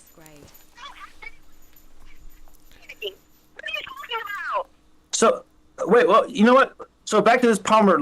I'm all over the place here. Yeah, because you're trying to make it out to be me and it's not me. No, I'm trying to make it out to be. And welcome, Alicia Barnett. Thank you very much. Where's my son? Okay, if you were in Palmer Lake and then Douglas County and whatever, you did all these turns and turned around and this guy was out there laying in the road. He got in a truck. Why do they have your GPS in your car? You were in my truck. My phone. No, but I thought you told me yesterday you left your phone at Petco because you had to go back to get it. No, that was Gannon's phone. Gannon's phone was left. I think I need to get some of her You audio. told me, yes, Tisha, I'm not stupid now. Okay, listen, you To wake know you I'm guys up better than that. sometimes. You told me yesterday, you said it almost verbatim, almost quoting you now. You said I set my phone on the counter, okay, because I had these 2 or 3 doggy sweaters or whatever, okay, and then. No, you told me yesterday it was your phone, and then you said it and you forgot it because you kept going and looking at him to make sure he wasn't getting out of the truck. Now it's you. I mean, that truck horn has nothing on her. Tisha, but how is it all true when you've told me 7 different versions of the same thing? It can't all be true. He can't be a Mexican named Uncle Matt, but he wasn't there until he got in the. See how you keep doing? No, what I keep doing is not being stupid and letting you get me with bullshit, okay? I need the truth. You know what I think? I think he's pissing her off because he remembers every single thing that she said, and he isn't latching onto any of it, and he keeps throwing it back into her face, and it makes her angry. That's the truth. Yeah, really. Really. I mean, you can smirk all you want to, you can roll your eyes, you can hit the steering wheel. That doesn't change the fact that you have the truth and I don't. I mean, because, yeah, so yesterday, it wasn't a Mexican, it was the guy riding around in the Aubrey Holmes vehicle or whatever it's called, okay? And you gave him the garage code and then he came in. These things. But that's what I do understand. You're spinning me in 12 different directions to help. You tell all this. If I don't keep saying this, you get the right person. You don't care about that. You don't care about the ability of that. No, Tisha, what I care about is you, and I care about our relationship and that the fact that we're talking together. No, you're not talking to the police. I'm not making you say anything. Okay, listen. I understand. I understand what you're trying to do. I understand you feel like they're making you all these things, and I understand making you say all these things. Sorry.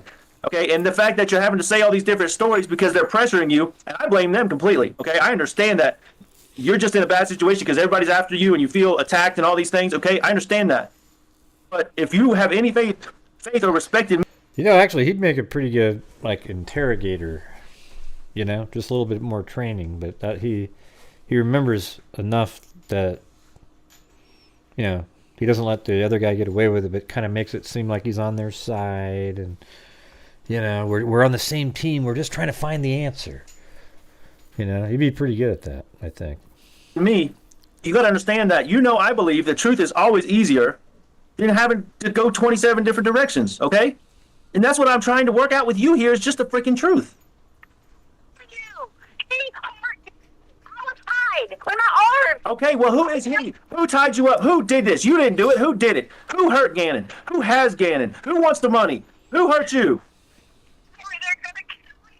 Who is they? And how did he hurt Gannon? These are the questions I need to know. Who is he and who are they?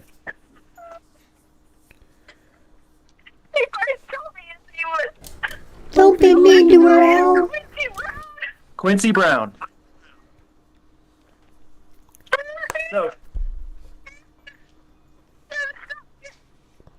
So Quincy Brown is the one who has him. What was he driving when he was following you?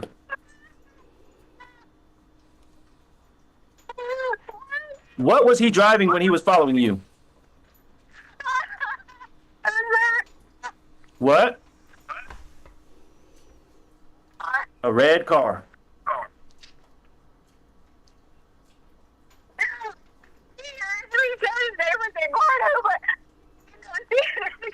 See, I think that's what I was saying. You're on it. The fact that you know his name, or he said Eduardo, but you found out his name was Quincy Brown, driving a red car. What? Wait, listen. Wait. How did he hurt Gannon, and how bad was Gannon hurt?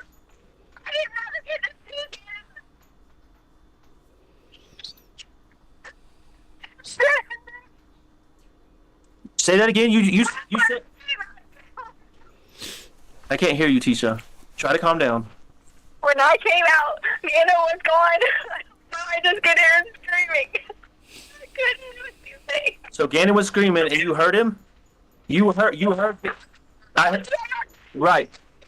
No, I said heard. I said you heard, like you heard him screaming. The guy hurt Gannon. So you know the guy hurt him, Quincy Brown. Huh? Do you know what he hurt him with? Was he hitting him? Was he? I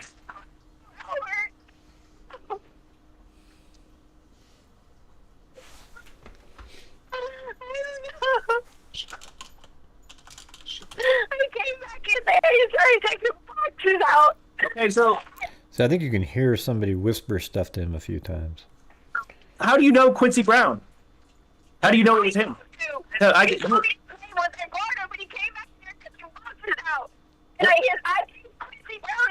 Oh, what boxes was he taking out? I thought he was going to rob our house and take things.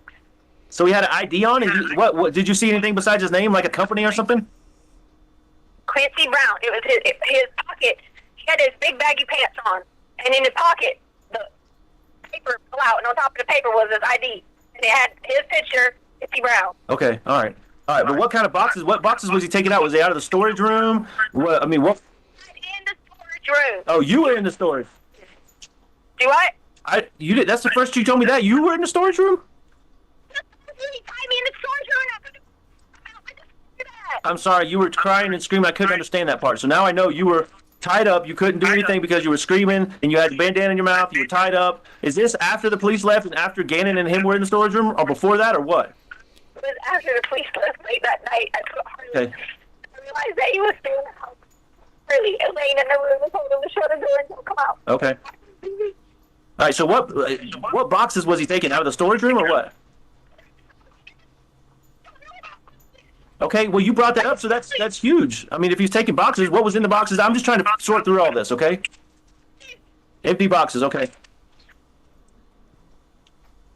So back up. Gannon and this Quincy Brown guy, they were in the storage room the whole time, and you were trying to point the police to the storage room? I never told you that. I said when the cops went to the storage room, I was trying to tell them, hey, there's a bunch of boxes piled up here. I even went to the little Christmas closet and was like, yeah, police look through there really good. But you did say that they were in there and that you tried to direct them somehow to the storage room. You did say that. Not what I said. That is not what I said. Okay, maybe I'm paraphrasing. Maybe I'm paraphrasing. Telling him where hiding places were in the storage room. Then where the fuck were they?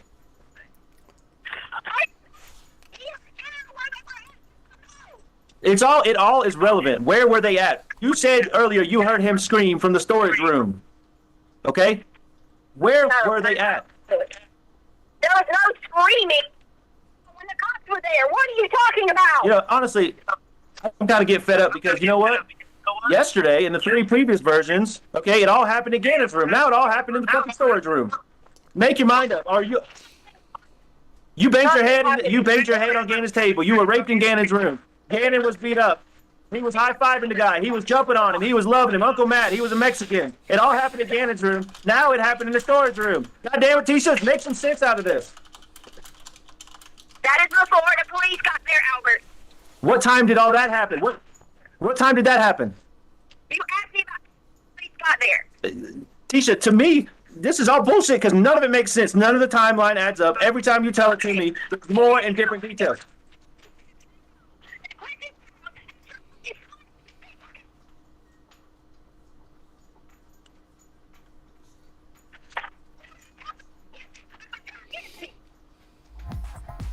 So, okay. Yeah, fine. Go get your fucking immunity. I hope you get it, because I don't want nothing bad to happen to you. I don't want nothing bad to happen to nobody. Hey, thanks, Carla. She said, love you, Gray. Love you too. You guys are so nice.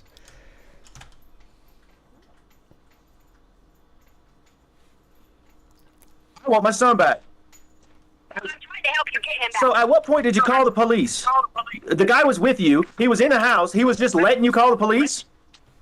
Because you said he was in the truck. Well, you, him, and Gannon were in the truck, come back from wherever the fuck you picked him up on the side of the road, and he just jumped in and said, here's a hamburger, take me home or something, whatever. Okay? Yeah. I'm being a goddamn smartass because this is bullshit. Okay? So you're all in the house and you're just drinking sweet tea, and he's like, I'm holding you at gunpoint, but go ahead and call the police, please. Right? That's your story. That's your story, Tisha. That's your story. Because initially he was already in the house when you got home with Gannon. That's what you told me initially. I am listening. Okay, so all right, so assume I believe you now. So Quincy Brown is the one holding Gannon for all the money, and you didn't tell me. So now, all this 3 weeks now, you've known who has my son. You've known he's out to get you or after you or whatever, and you think I'm going to be okay with me just finding this out after I've been crying my heart out for 3 weeks now? You think that's cool? Because you're worried about your immunity? Because I'm worried about my what? Immunity. That's all you said all day long after yesterday when you told me 7 different stories. Today it's immunity. And now I find about Quincy Brown in a red car with boxes, has my son, and he wants money, and you never told me about it. It's like we're playing fucking Clue here or something. Or Who's Who. And yes, I'm being a smartass because I'm tired of this shit. I don't want nothing but my family and everything and Gannon to be there. I begged you to help me for days. I can tell you this. I begged you. But you would never have to not be around everybody and call me. Never. You know, it's funny. I'm going to stop you right there because it's funny. You started that statement again with, I just want my family and Gannon. So that's why you keep saying shit like that. No, Gannon is part of your family. He's not an and. He's part of it. That's why I don't believe that shit because you keep saying that. Go ahead. I am agreeing to testify against this. I am agreeing to even to walk wherever money you fucking shoot me just to get Gannon. Hey, I'm going to tell you, listen, I know enough about immunity that you're not going to get immunity if you keep lying about this fucking Quincy guy. There's no fucking Quincy guy. There's no Eduardo. There's no Uncle Matt. There's nobody. Whatever. Yeah, whatever me all you want to, but there's no fucking Quincy. Yeah. Should have freaking told me about Quincy Brown from the get-go. That's why there's no fucking Quincy Brown. Really? Yeah, really, Tisha. Yeah, this is just blowing my mind here that you sit here and you want to be a family, the 4 of us in Gannon, like you say. You want us to get back together and be all intimate and, blah, blah, blah, blah, blah, but you keep fucking lying to me. 5 years of lies, and now my son's gone. Where is Gannon, Tisha? Where the fuck is Gannon, Tisha? Quincy Brown. Where? Where's Quincy Brown? He's obviously, you know something about him. Is he in town? Are you in town? Is Gannon in town? Who's anywhere? Nobody knows where anybody is, except for you. Earlier, you wanted to help. You wanted to listen so we could go have him arrested. But now, you don't have any interest in this. I do. I'll let them know as soon as we get off the phone. Go look for a 5'7" Mexican guy named Uncle Matt that changed his name to Quincy Brown, that works for the home developer, that his ID fell out of his pocket, and he's out there with my son. I'll tell him all that. I found out who he is. But you said you knew him. They're after me. Oh, my God. Where's Gannon, Tisha? Quincy Brown took Gannon. You almost said his name different. Okay, is it Quincy Brown or? Quincy Brown is what I said. Where is Gannon? All right, I think now now would be a good time for a break. So we will take our break until 10:45. Again, don't discuss the case among yourselves. Don't discuss the case with anyone else. And we'll see you at 10:45. All rise for the jury, please. Set up on a different computer. A laptop. There's Doesn't my have a voice in the camera. background. That's I need to me. find my Twice. Audio Technica microphone. Audio Plug in. Technica So microphone. I can talk to the freaks. during the Yeah, so break. you can talk to the freaks, Gray. Yeah, I put 2 D's in Yada. Probably just one. Yeah.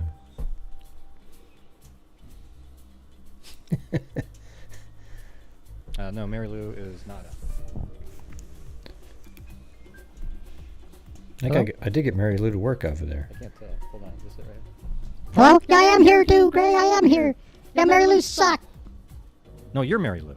Oh, yeah, that's me. Yeah. Yeah, there she is. Hey, thank you, Melissa DC.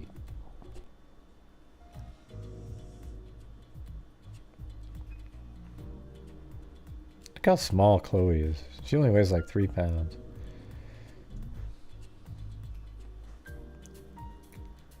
They gotta eat some food.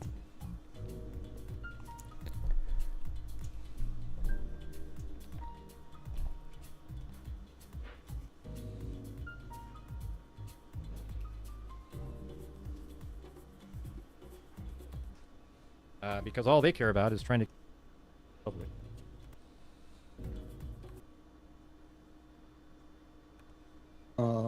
Found out his name. You mentioned the name Aubrey Holmes. Was that the first time you'd heard the name? Hey.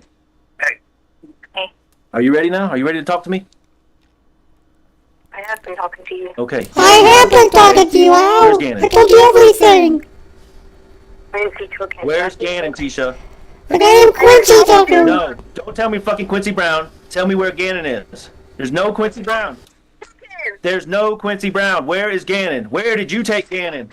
He took it. Why don't you put me in a lineup and let me look for him? Where did you take Gannon? Where is Gannon? Gannon's anywhere. Yeah, but you told me you did. You told me you took him to Petco and to Douglas County and tobacco. Where is Gannon? Give me until I didn't do it. What's wrong with you? Where is Gannon, Tisha? I've already told you. You think you could be this interrogator all you want? No, I'm not. You're my wife and I'm trying to talk to you. Hey, you're not trying to talk to me. You're trying to put me 6 feet under what you're trying to do. Why are you so afraid to just tell me the fucking truth, the real story, just for once, okay? You can That's tell me the the truth. you can tell me bullshit 20 more times. Just right now, tell me the truth. Where is Gannon? You did not tell me where he is. He is Quincy Brown took him. Listen, fuck Quincy Brown. Don't ever say that name to me again because it's bullshit. Eduardo is bullshit, okay? The carpet guy is bullshit. Quincy Brown took him. Well, tomorrow it's going to be somebody different because yesterday was the 3 other different guys. My dumbass won't go after him. Yeah, my dumbass won't go after him. Where's Gannon, Tisha? You told me to tell you who had him, and you would be supportive. She calls him dumbass like 50,000 times. And you still were doing this. Listen, I'm not going to sit here and pick this thing apart anymore because it's bullshit. You said this guy dumbass. had something on you, something blah, blah, blah. Excuse me, blah, blah, blah, blah, blah. You didn't want to tell me his name. Why would you not want to tell me Quincy Brown? Who the fuck is Quincy Brown? Right. He is going. I think it's someone. The police department has to have a lineup for Quincy Brown in the area. Did you tell Quincy Brown your name? Okay, did you give him your information? Did he take your phone? How is he messaging you? Is Quincy Brown messaging you? I do, and I'm trying to find it. How is he messaging you when he never... Did you tell him, hey, my name's Tisha, my email is TishaLynn2006? What the fuck, Tisha? Did you care? Yes, you ain't answering my question. It's actually You ain't kinda answering my funny. question because you know it's bullshit. How is he messaging you? Like I said, it's probably some Inspector Gadget. This message was self-destruct in 30 seconds, right? Some bullshit like that. I'm going to have He to did what? halt the stream. Likewise. I don't know what the fuck you're talking Either about. that This or guy hold a, messaging you? What the bunny. fuck? It'll make... What I said was I have to stop the stream because of all the swearing. I'm being triggered. You feel better. He don't have your information? Okay, so he hasn't been outside of the hotel? Nope. Okay, then you're an idiot. Throw another one at me. What else hasn't he done? He ain't done shit. Because Quincy Brown don't fucking exist. Maybe they need to cut you and Landon since your goddamn won't get look for it. Yeah, have them check me and Landon. They got all my shit. I turn all my shit in. My car, my phone, my email, my everything. They got all my shit. Well, they have all mine too. Okay? So I ain't worried about shit. Give me a place to look for Gannon. Tell me where he is. I'll go fucking look for him. What does Quincy Brown even look like? Is he the 5'7" Mexican? I mean, come on, goddammit. How is he messaging you? You never answered that question either. I'm getting messages. Ooh, so mysterious. That's because someone sends you messages, Albert. Doesn't fucking mean it's social media or anything like that. Oh, that's interesting. I just saw in the news that a Democrat left the Democratic Party as a congressperson and switched sides. Interesting. You never see that. Say what it was. I asked you what it was. Certain ways. So, I even called it into the FBI. oh, okay. Hey, there's this dude, blah, blah, blah, following us. Hey, there's another people following us. I tried to help y'all. So, listen. Listen. Yeah, right. Yeah, because you knew I wouldn't believe you because it's bullshit. So you're telling me this motherfucker came in the or got in the truck, come home, beat the shit out of you or whatever he did, beat the shit out of Gannon, took Gannon from the storage room or whatever the hell that's all about, and took him, and now he's got, I'll send you a picture. and now he's yeah, send it to me. Send that shit to me right now, okay? Send me fucking Quincy Brown, okay? Because you're telling me this dude is out there. He knows you know what he looks like, and he's following you, trying to do whatever he's gonna do. He's got everything he needs. You know, at least a reward. But you said that he's following you.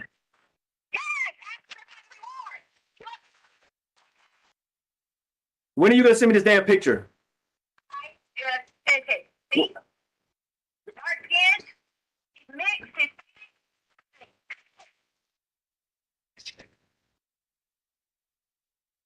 Are you freaking serious, Tisha? That's Quincy Brown right there. He's dark and Hispanic. What? He's dark and Hispanic. His name's Quincy Brown, right? A Hispanic guy named Quincy, like he's from South Carolina or something. All right, listen, Quincy. Oh my God, this is great. How did you fucking get a picture of Quincy Brown? You Googled him? That is who he is. Okay, listen, send me, screenshot your Google search. Let me see it. Now, screenshot me where you pulled that. Yeah, however you got Quincy. Guess what? Quincy probably sent you that picture in one of his messages, right? He said, hey, just in case they're looking for me, here's my latest photo. You're a fucking dumbass. I am a dumbass, and I need my son, and you got him. Your son. Who's got him then? It ain't fucking Quincy Brown. You gonna be a fucking balls and find him with his. I bet you ain't doing that shit though, are you? Because you're I am a punk. You're right. I just want my son. You can call me a punk. You can say whatever you want to say to me. Okay? I just want. Quincy then. Where can I find Quincy to question him? I don't fucking know. Your best friends in the police department can do it. You're killing me, Tisha. I'm not killing you. Well, where's my son, Tisha? This is the same fucking bullshit conversation we had for days and weeks about that $8,000 you took from me. And I said, where's the money? Where's the money? And then 2 weeks later, oh, I took it. I'm so sorry. Blah, blah, blah. It's the same shit we're doing again. You dumbass. Yeah, I am a dumbass, but it's the same fucking conversation. Where's my son, Tisha? Quincy has it. Quincy, do you know him? Fucking go find him. Apparently you do because he's got something against you. Okay? Yeah. You to talk to me to help me. Hey, guess what? I'm calling bullshit. I just Googled that shit, and that's a fucking mugshot like I find Mike Hyatt on. Mugshot. Way to go, Tisha. You found Quincy Brown on a mugshot. God damn it. This is just getting better and better and better. It's a mugshot because he's probably been in jail before, you dumbass. Yeah. So he just picked you out of the blue because you just happened to be in Douglas County up there, and he was laying in the street. And Quincy said, "Oh wow, that looks like an easy target. I'm gonna steal her son and rape her and go all the way to freaking wherever." And then how did he leave? Nobody saw him leave. What the fuck are you talking about? You dumbass. Oh, that's right, because he was there till midnight while the neighborhood search party was going on. Come on, Tisha. The neighborhood search party was not even going on at that time. Okay, guess what? I know that's false. They searched all through the night, Tisha, while you were sitting your ass in the house. You were sitting in the house, sending Harley and Lane out to look for him. The search party of the fucking neighborhood was out, and Quincy Brown was out there, and nobody saw him. I'll tell you what you're going to need to do. You're going to need to figure out what you're going to do when they find Gannon. Because that's what you need to worry about. when they find Gannon. When they find Gannon, Really? no matter what's happened to the boy or where he's at, when they find him, you better get to stepping because you got to worry about what's going to happen. Okay? Really? That's Yeah. a threat? Because No, I'm telling you about the police. if that's how you want to take it then, and you don't want any help, then Yeah, fine. because we're going to find him. And how the hell would you know they're barking up the wrong tree? You keep saying they're looking in the wrong place. You don't ask me. But that doesn't make any sense. They're looking where you supposedly told them Quincy Brown got in the truck at. What the fuck, Tisha? That's the exact tree they're looking at. I said me. I was talking about me. Yeah, but you keep saying no. That's not true. You said There. He hasn't. you told Great, me. I'm gonna start calling you told me dumbass, yesterday too. They're looking at Palmer Lake and Douglas County and all these fields, and they're barking up the wrong tree. That's what you told me, not anybody else. You don't ask. He hasn't in Colorado Springs. Where at? How do you know where he's at if you don't know Quincy Brown? If you're not involved, if you don't know what's going on, Not involved. you just fucking told on yourself. You just told on yourself. You know where Gannon's at, and you're fucking lying. I don't know where Gannon's at. You just said he's in Colorado Springs. Quincy Brown lives in Colorado Springs, apparently. Now you're fucking twisting the words again, Tisha. Okay, where's Gannon? I don't have Gannon. You can curse me out, call me whatever you want, fuck all the bitches you want, do whatever you want, because I don't care about you. Good. I don't want you to. You got my son, and you know where he's at, and I need to find my son. You obviously don't care about my son if you're gonna do all the things you did in that fucking candle video. That was bullshit. That's the same shit you See try how to do she tried to have a little attitude there. I'm surprised we didn't hear the snapping of the fingers. to me, and you did it to my son. That was horrible. You should go to jail just for that shit, Tisha. Yeah. Yeah, absolutely. That's fucking abuse, and you know it. Had that little boy. No, you had him crying when all he thought he had made was an accident, and you had him thinking he was gonna have to sell his Switch and his toys on the fucking video you put out there. I didn't see that. You put it out there. That's your fucking abuse. You think he was going to sell his Switch? Yeah, that's Crazy. or well, that was where it was going. The couch, or we're gonna sell this or that. I heard your words, and I heard you make him cry too. Where's my son? Crying. Where's my son? Where is he, Tisha? Why are you pausing? You don't care where he's at, so it don't matter. I do care. I told you where I think he's at. You told me he wasn't there. You said they're barking up the wrong tree, and then you said he is in Colorado Springs. You said that. Not me, not the police, not nobody else. You said it. That's why you said they're barking up the wrong tree, because you know where he's at. And you need to tell me. I wish I did. You're a fucking liar. Tell me where he's at. I wish I did, so that I bring him to you and say to you how you really were a supportive husband. You listen. This is the same shit that we've been going through for 5 years, and I've supported you That's all through you it. ever want to do is talk about me and Albert. No, I want my son. Fuck all that other shit. I want my son. Who cares about the past 5 years? You're right. Who gives a fuck? To you right now, and I had absolutely nothing to do with it. You'd still fucking try to blame it on me. But Tisha, that's just not an option. You've lied to me. Okay, well, I'm not blaming you, but you've lied to me. That's unacceptable. Okay, the truth is, I need my son, and you have information. I'm sorry that I didn't want to get killed. Okay, I'm sorry. So you didn't want to get killed, so you let him take Gannon? Or why? What? I'm talking about by talking from the beginning. But you were talking from the beginning. You did an interview from day one. Okay, so no.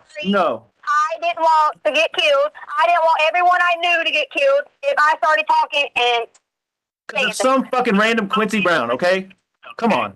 Some Quincy Brown from Mugshots is going to kill us all.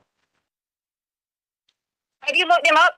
Yeah, he's on fucking Mugshots right there on Google. All you got to do is Google or Siri, show me Quincy Brown, and there he is. Bam, right in front of you, okay? What the fuck, teacher? Okay. Just like I found all that shit on Mike Hyatt. All I had to do was Google Mike Hyatt, and there it was right in front of me. I didn't have to do no search. It was right there. Because I'm telling you, I'm not fucking stupid. That's what I'm telling you. You want to don't go after all options, then you must be fucking stupid. Yeah, I'm stupid to let you send me in 27 different directions. You're right. That's stupid. You're absolutely right. I know that you know where Gannon is, and that's the direction I'm going, and I'm not changing. So you better buckle in. This is going to be it. You'll be waiting a long time because I don't have him. I didn't say you had him, Tisha. See, that's where you keep twisting your words. I didn't say you had him. I said, tell me where he is. Oh, okay.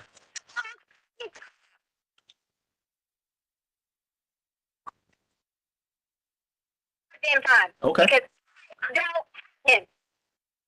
And I don't know where he's at. That every day. But you just said he's in Colorado Springs, so make your mind up. The Quincy guy So, at me. What about be a man, be a husband, and freaking go there and say, hey, listen, can we the Quincy guy and Yeah, fine, we'll do that. But my manhood's not in question here. The truth is in question here. Okay, you say Quincy Brown is in Colorado Springs, and you say Quincy Brown has Gannon because he's messaging you and wants a reward. Okay, so if you put that's a message. Okay, I'm not gonna split hairs with you about stupid shit now. He got word to you somehow. He said something to you somehow. Okay, but you told me he has him. He's let you know he had him, and he's in Colorado Springs, and he wants money. Okay, but then you say I don't know where Gannon's at. Which one is it? He says he has Gannon. He says he has Gannon, and he's in Colorado Springs. But I would even be willing to put my life on the line to freaking go out and carry to wherever the meat's gotta be, knowing that somebody might shoot me. All right, listen, I'm about to end my rope here. Okay, you're fucking lying, and I'm done with it. Okay. Okay. You haven't even told me where you're at. I mean, there's so many freaking lies. You say help me protect me. God damn it, you're not in Colorado Springs, Tisha. Send me your location right now. Then send me your location right now. Quit fucking playing. Send it to me on my phone. Take a picture. So you want me to send you my location? I've offered. Your family. Yeah. She'll be doing. Yep. All right, listen. Obviously, this gap between us ain't getting no closer because you won't tell me where my son is. So I'm done. You got anything else to say before I hang up on you? Good. Don't email me. Don't call me. Don't message me. Don't use my name in the media. Don't say shit about me until you tell me where my son is. Mr. Allen? Mr. Stout? By the way, I just got an email from AS regarding the Madeline Kingsbury case. She said, I'm just going to say, she said that Adam's family, the ex-boyfriend, it's not a husband. Adam's family is not allowing searchers on their land currently, but police are there. Got home from searching deep ravines and heavily wooded area off of Highway 43. That's exactly where I was saying, in those ravines right on 43.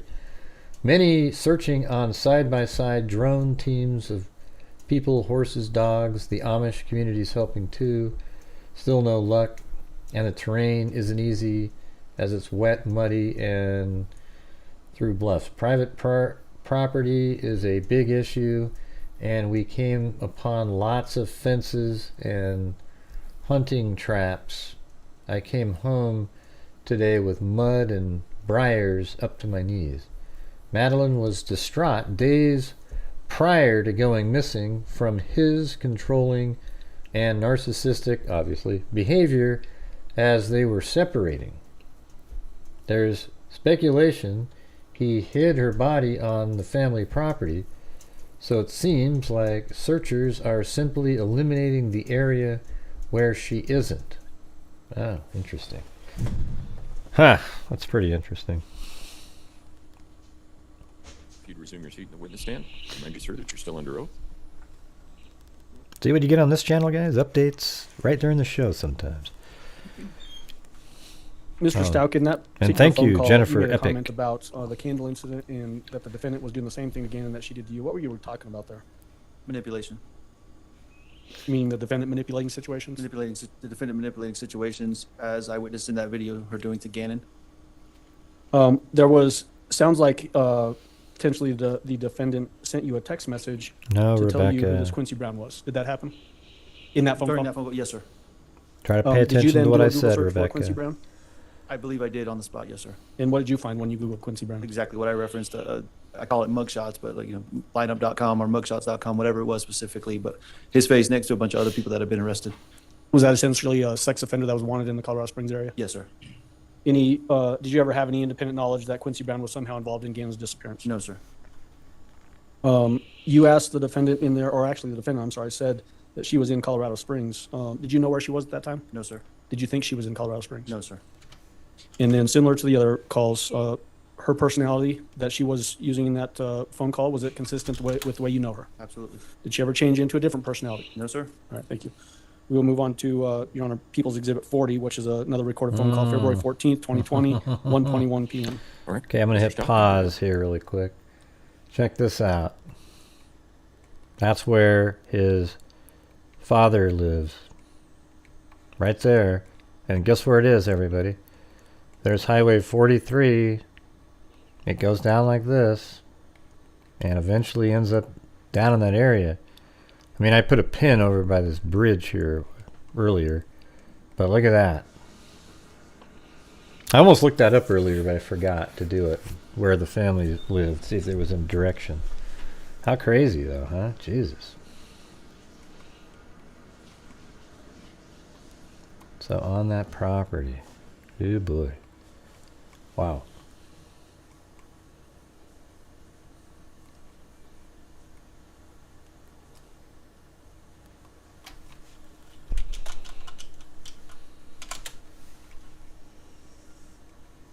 I actually find this case more interesting, to be honest with you.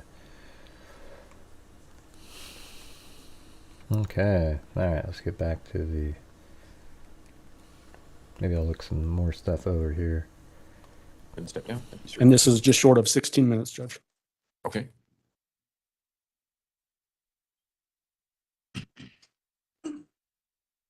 Got my peanut butter sandwich. I need mine too.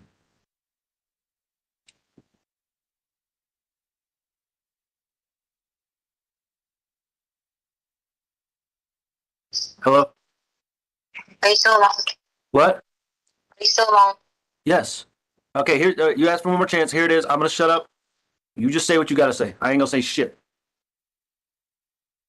It's your chance. What's that noise? That's my water bottle. Do you love me? Yes.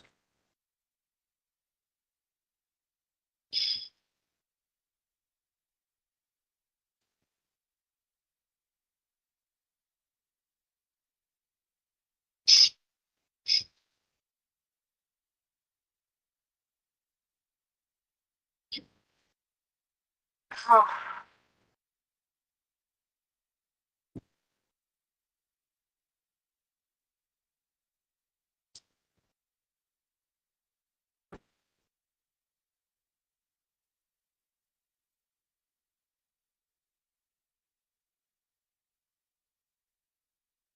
All right. If you know it's an accident, are you going to stand by me? Yes, absolutely, Tisha. I've told you that from day one. I'm sorry for all the stories. I just didn't know what to do.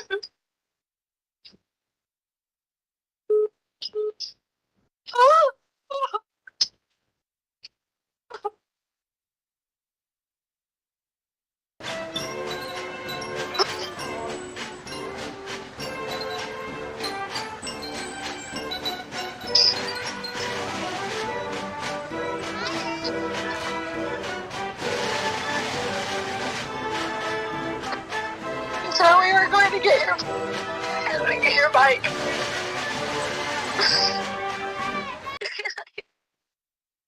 I was letting get it right. It was really big, so I got pink.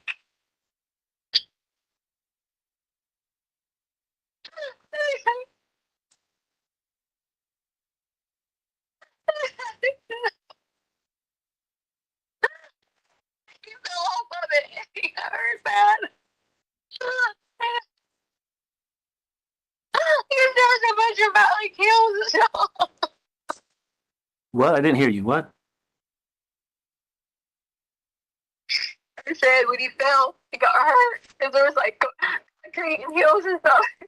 The guy was helping him ride the bike.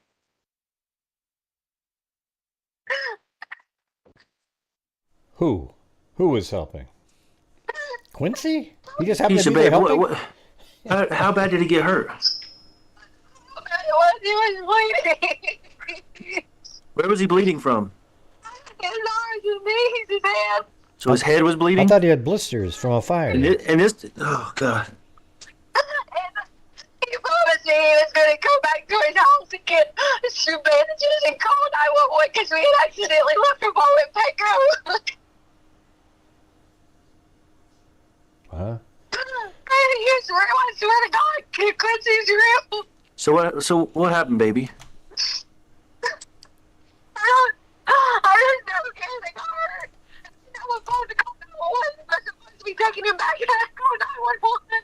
So the guy took him to take him to 911. I swear to God, his name's gonna be not doing it. The guy was supposed to be meeting. The Craigslist guy. And you met him where? Like up in wherever that. I did him so bad. God, that was a good imitation. Actual mom was watching. He said they. I was scared he didn't come back with it. So keep going. I'm sorry. I thought if I was like, I'll go back and So, Hugh Mad Bro, are you gonna join or what? What's going on? spend the whole night driving down the In my truck?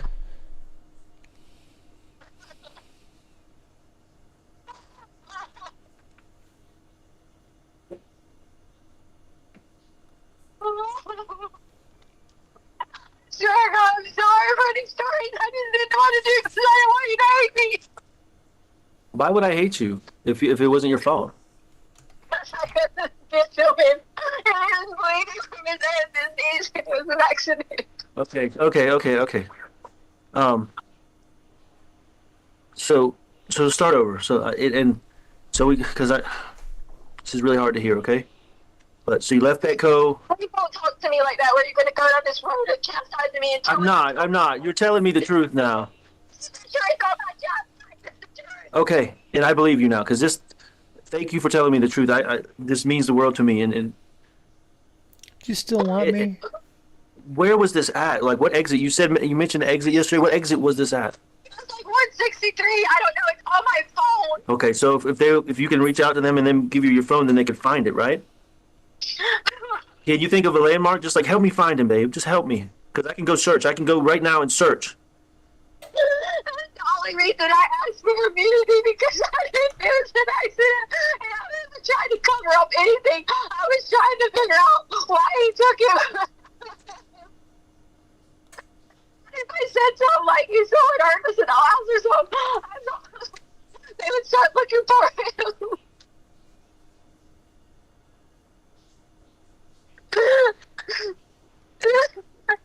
When the guy, I wanted to try to bike out and he needed help because the bike was too big.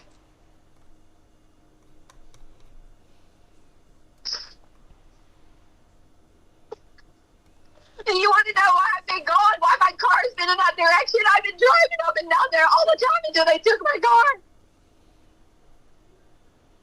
Driving to do anything I can find, anything. No. Driving to find this dude. I called into the police department and they were like, yeah, because he's wanted. If you know where he's at, let me know. So nobody tried to help me. Because before I would do anything, I made him show me his ID. Because I was making sure.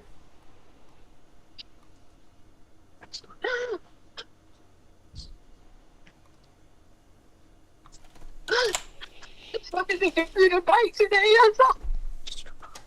so Tisha, hold on. You went to his house, or where did you meet this guy at? Quincy Brown or whatever. Because if you went to his house, they could absolutely. Please.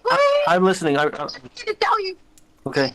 He said to me that he would be off that exit. When I turn off the exit, you can look. Okay. I turned off the exit left because I thought that was the direction, but he thought I was coming from south, coming from north. So I turned off right and went towards the other direction, and I didn't see anyone with a bike in a store. Okay.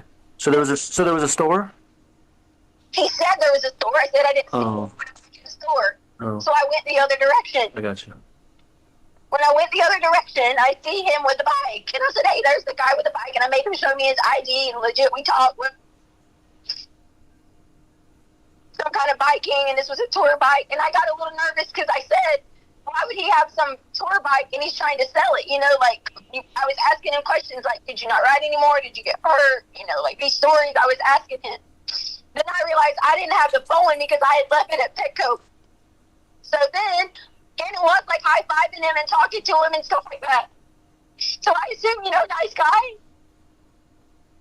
And so he was taking Gannon. Yes, to help him everybody. get on the bike Gannon and is ride it. high-fiving the So criminal. just so he could see him, he was like, do you think your daddy will like this bike?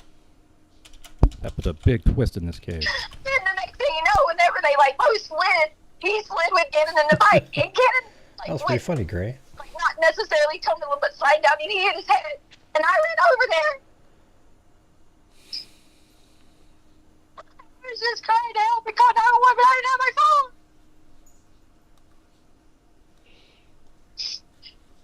Okay, so just a little. I gotta update you on this one now, really quick.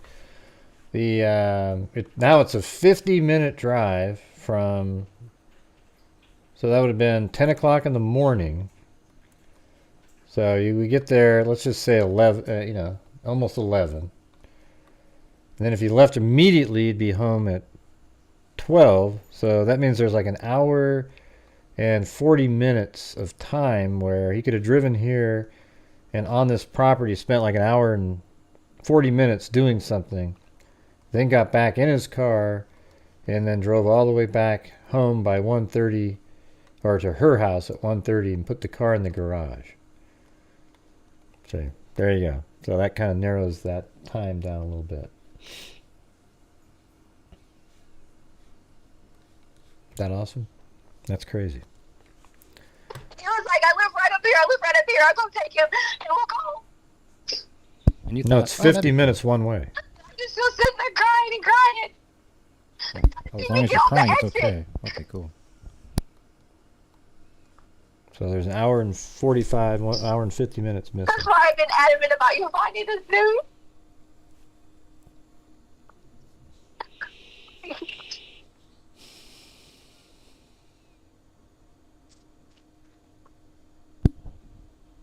Even when he begged All you right, to so tell the where- truth, where- nothing.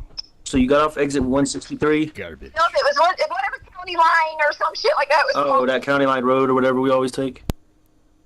It was on that road. No, you had to turn off of that road. I went the wrong way to start with, so I turned right. Because he thought I was coming from that direction. I was supposed to turn right. But this was the exit off 25 that you turned the wrong way, or off of County Line Road? Off of 25, you can get off and go both directions. Okay. All right. I'm trying to narrow down so I can go look, but So was there anything? Hey, Denise, when you come into a chat and you act like an idiot the way you worded, God, what is this? I thought I was coming in here. Look at the title of the video, first of all, and then read the description below it. You'll see that we've covered a whole bunch of different cases. And in fact, I just got updated on the Kingsbury case and updated people as we were going. I read a comment, an email that somebody sent me, and I just plotted it out and found that it would take 50 minutes to get to the house. But when you come into a chat room, try to be a little bit more polite. You ever thought of that, Denise? Okay, thank you. Anything else besides you said he scraped his knees, he scraped his elbows, he busted his head, and he had the burns on his arms. Well, there was some bad burns, Albert. The burns were just little bubbles from the fire. That had nothing to do with it. Now maybe it could have scraped them open some because he already had them, but Gannon was fine. He was talking to me. He wasn't complaining with any kind of pain. I would have took him straight to the doctor if the burns would have had any kind of pain to him. Okay. But the only reason I didn't ask you for any kind of immunity because I committed some Thanks, kind of crime. Don G. I just know there was an accident. All I did was someone was trying to help me, and then I didn't know where he went from there. What? So, the one I'm worried the most about is the freaking head wound because what was it? How bad was he bleeding? It's pretty bad. It was pretty bad. Like it was. Tell me bad. Is bad like blood's dripping down his face, or bad like he's laying there and there's a puddle, or what? Oh, dripping down his face. Well, did you do anything to wrap around his head or anything? Yes, my clothes I had on had blood on them. The clothes you had on? Yeah. Okay. It was 10 o'clock. They left the house for vengeance. You keep saying the same thing over and over and over again. He left the house at 10 o'clock in the morning, and then got back at 1:30. The same house. It's an hour. Basically, let's just pretend it's an hour instead of 50 minutes. It's an hour down there and an hour back. So when he was down there, he had an hour and a half, but you can add the other 10 minutes, another 20 minutes. So an hour and 50 minutes. He spent at his, let's just say if the body's at the parents' house, he could have spent an hour and 50 minutes on that property and got home by 1:30. All right, that's the last time. All right, cool. So, like, oh my god, we gotta call called 911. Was this on the road or was this at the station? Like where? For you to explain where, I don't know my way around Colorado. Okay, I was just trying to figure out if there's blood on the road. Maybe we can find blood on the road or something. That's all I was saying. Okay. I agree. I agree they should find it. So where on his head? Like was it the side or back of his head? What? I don't know. I was panicked. Okay, so you were panicking. So the accident happened and you panicked, right? I was panicking. Okay. I didn't have a phone. Right. And did he have a phone? He said he would run back to his house. He had Gannon, said he'd run back to his house, wrap it up tight, and he would call 911. Okay. Gannon was talking. Okay. So he took Gannon to his house is what he told you, right? It's the house. And you did you stay where you were? Did you follow him or what? Huh? Babe. Huh? So you can hear the guys whispering help to him. I mean, you could actually hear it in the call. We'll just have Mr. Stout come back to the stand. Mr. Stout, if you'd resume your seat. And Although maybe that's the guy in the courtroom, but earlier I Judge, thought I'm I not could sure hear if I said it, but somebody that was actually exhibit number 40 whisper that we played, something which was like, after both "Hey, sessions. Thank you. Yep. do this,"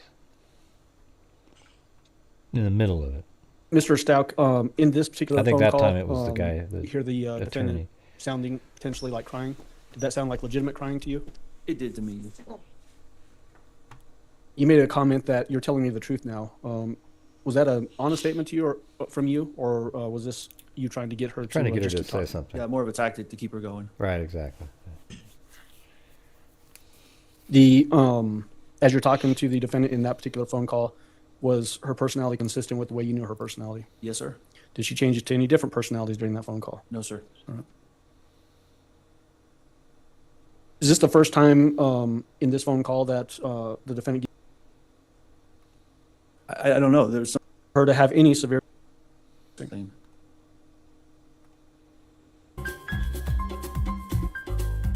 This is the halftime break with the dogs.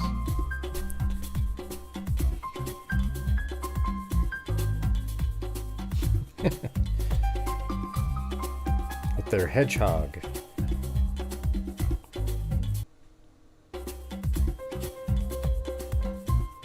They're resting so peacefully.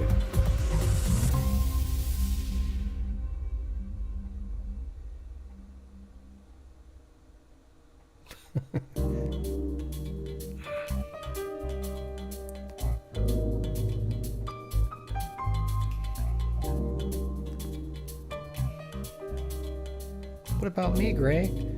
Look at Blue, he lays over on his side just because he knows him.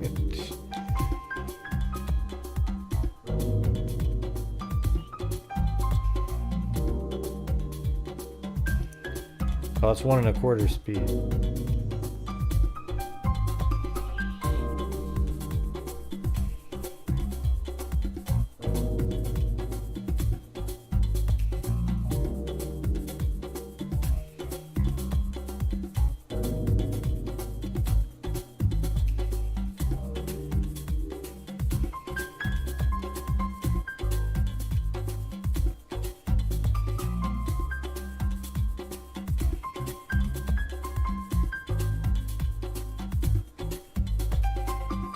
Yeah, plastic bands aren't watches, Cindy.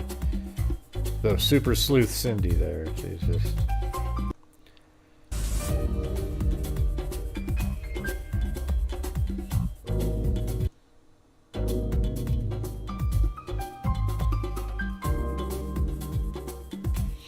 Yeah, and then later on I had a pretty cool setup. You guys should go a few watch weeks it. ago, Say what?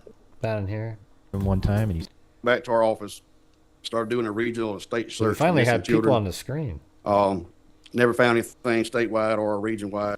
And later on, I narrowed it down. Does even- appear to be I put the same. Letitia down And just for the here. purposes of the record, are you specifically referring to People's Exhibit 184? I'm sorry.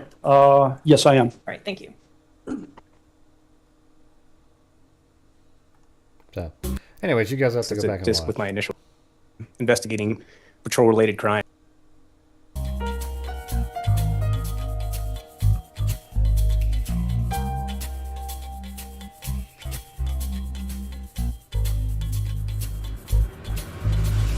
Well, that's when I was feeding him apples.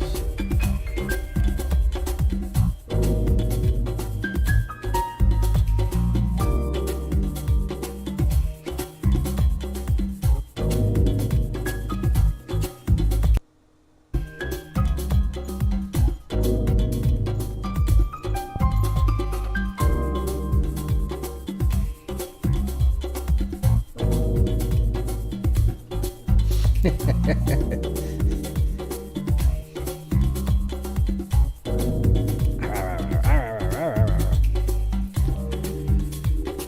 the body camera, there isn't any, there's nothing on it, Cindy. I already told you. There's just, it's, you know. I mean, this is the body camera. It's right there. You can kind of see, sort of.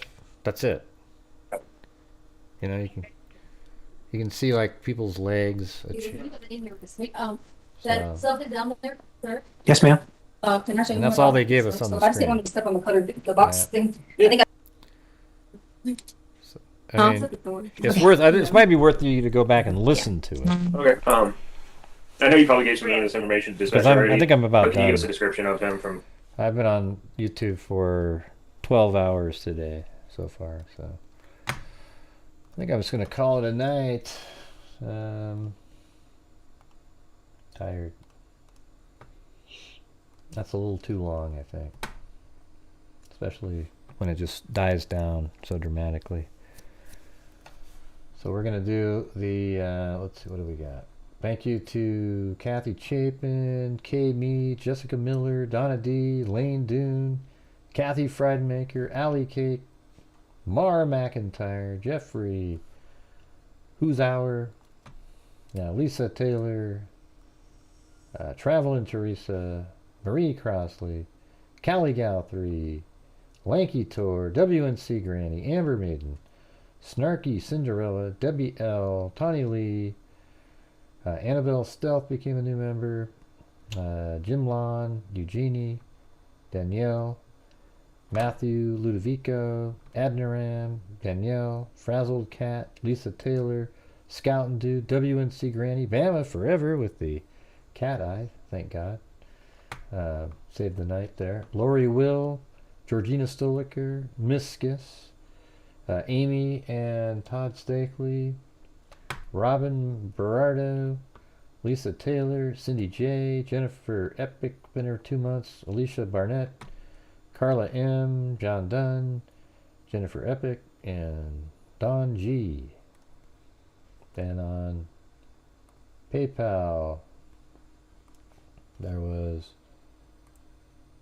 Miss Angels later in the evening,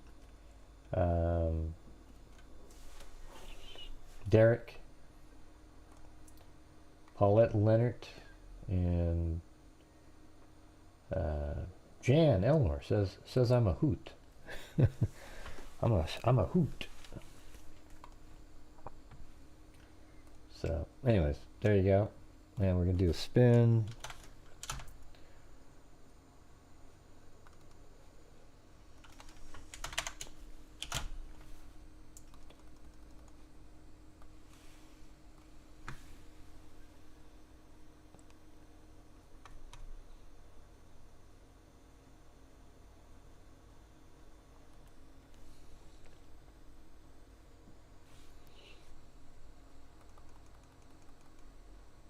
And this will be for a notebook. There we go.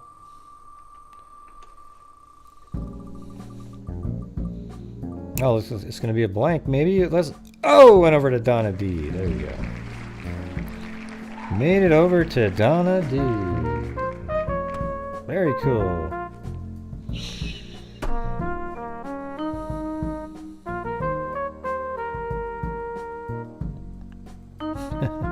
I'm a hoot.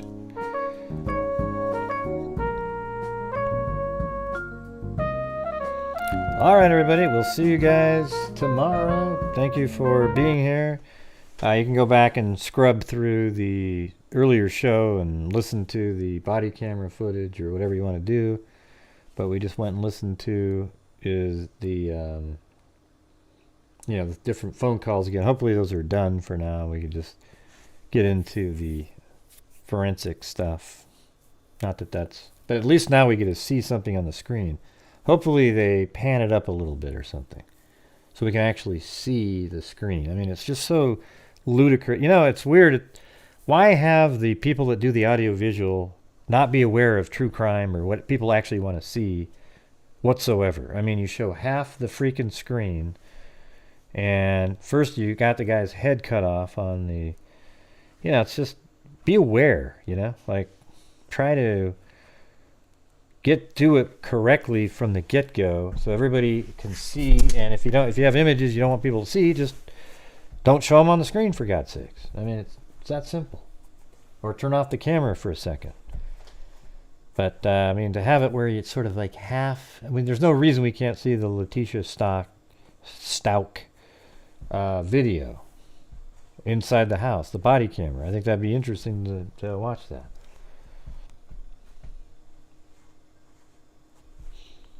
All right, well, thank you all for being here. Thanks for supporting the channel today. It was a really long day. I appreciate it. And yeah, so guess what? We'll see you tomorrow. I don't think there's a trial tomorrow. Is that right?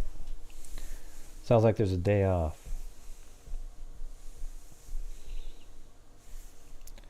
Hey, did you guys see that by Papa Q?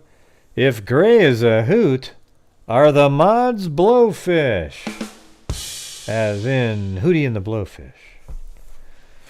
All right, we'll see you tomorrow, and be safe out there. Oh, and thanks, mods. Sometimes. I'm just kidding. I'm sure there was a bunch of trolls earlier. I don't know. I saw a few things blocked.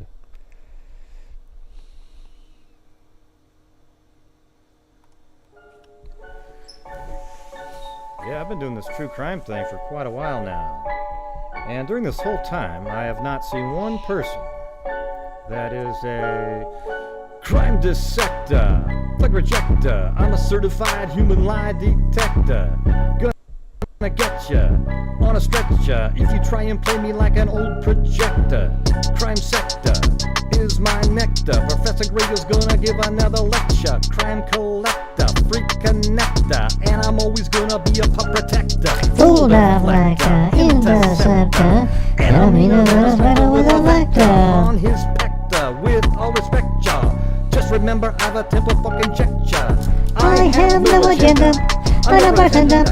And I'll serve it to you straight without the blender. And in the end, I'm gonna send you on a mission to reveal the true offender. Yeah, so I'll just get right back to work. All right, everybody? Talk to you.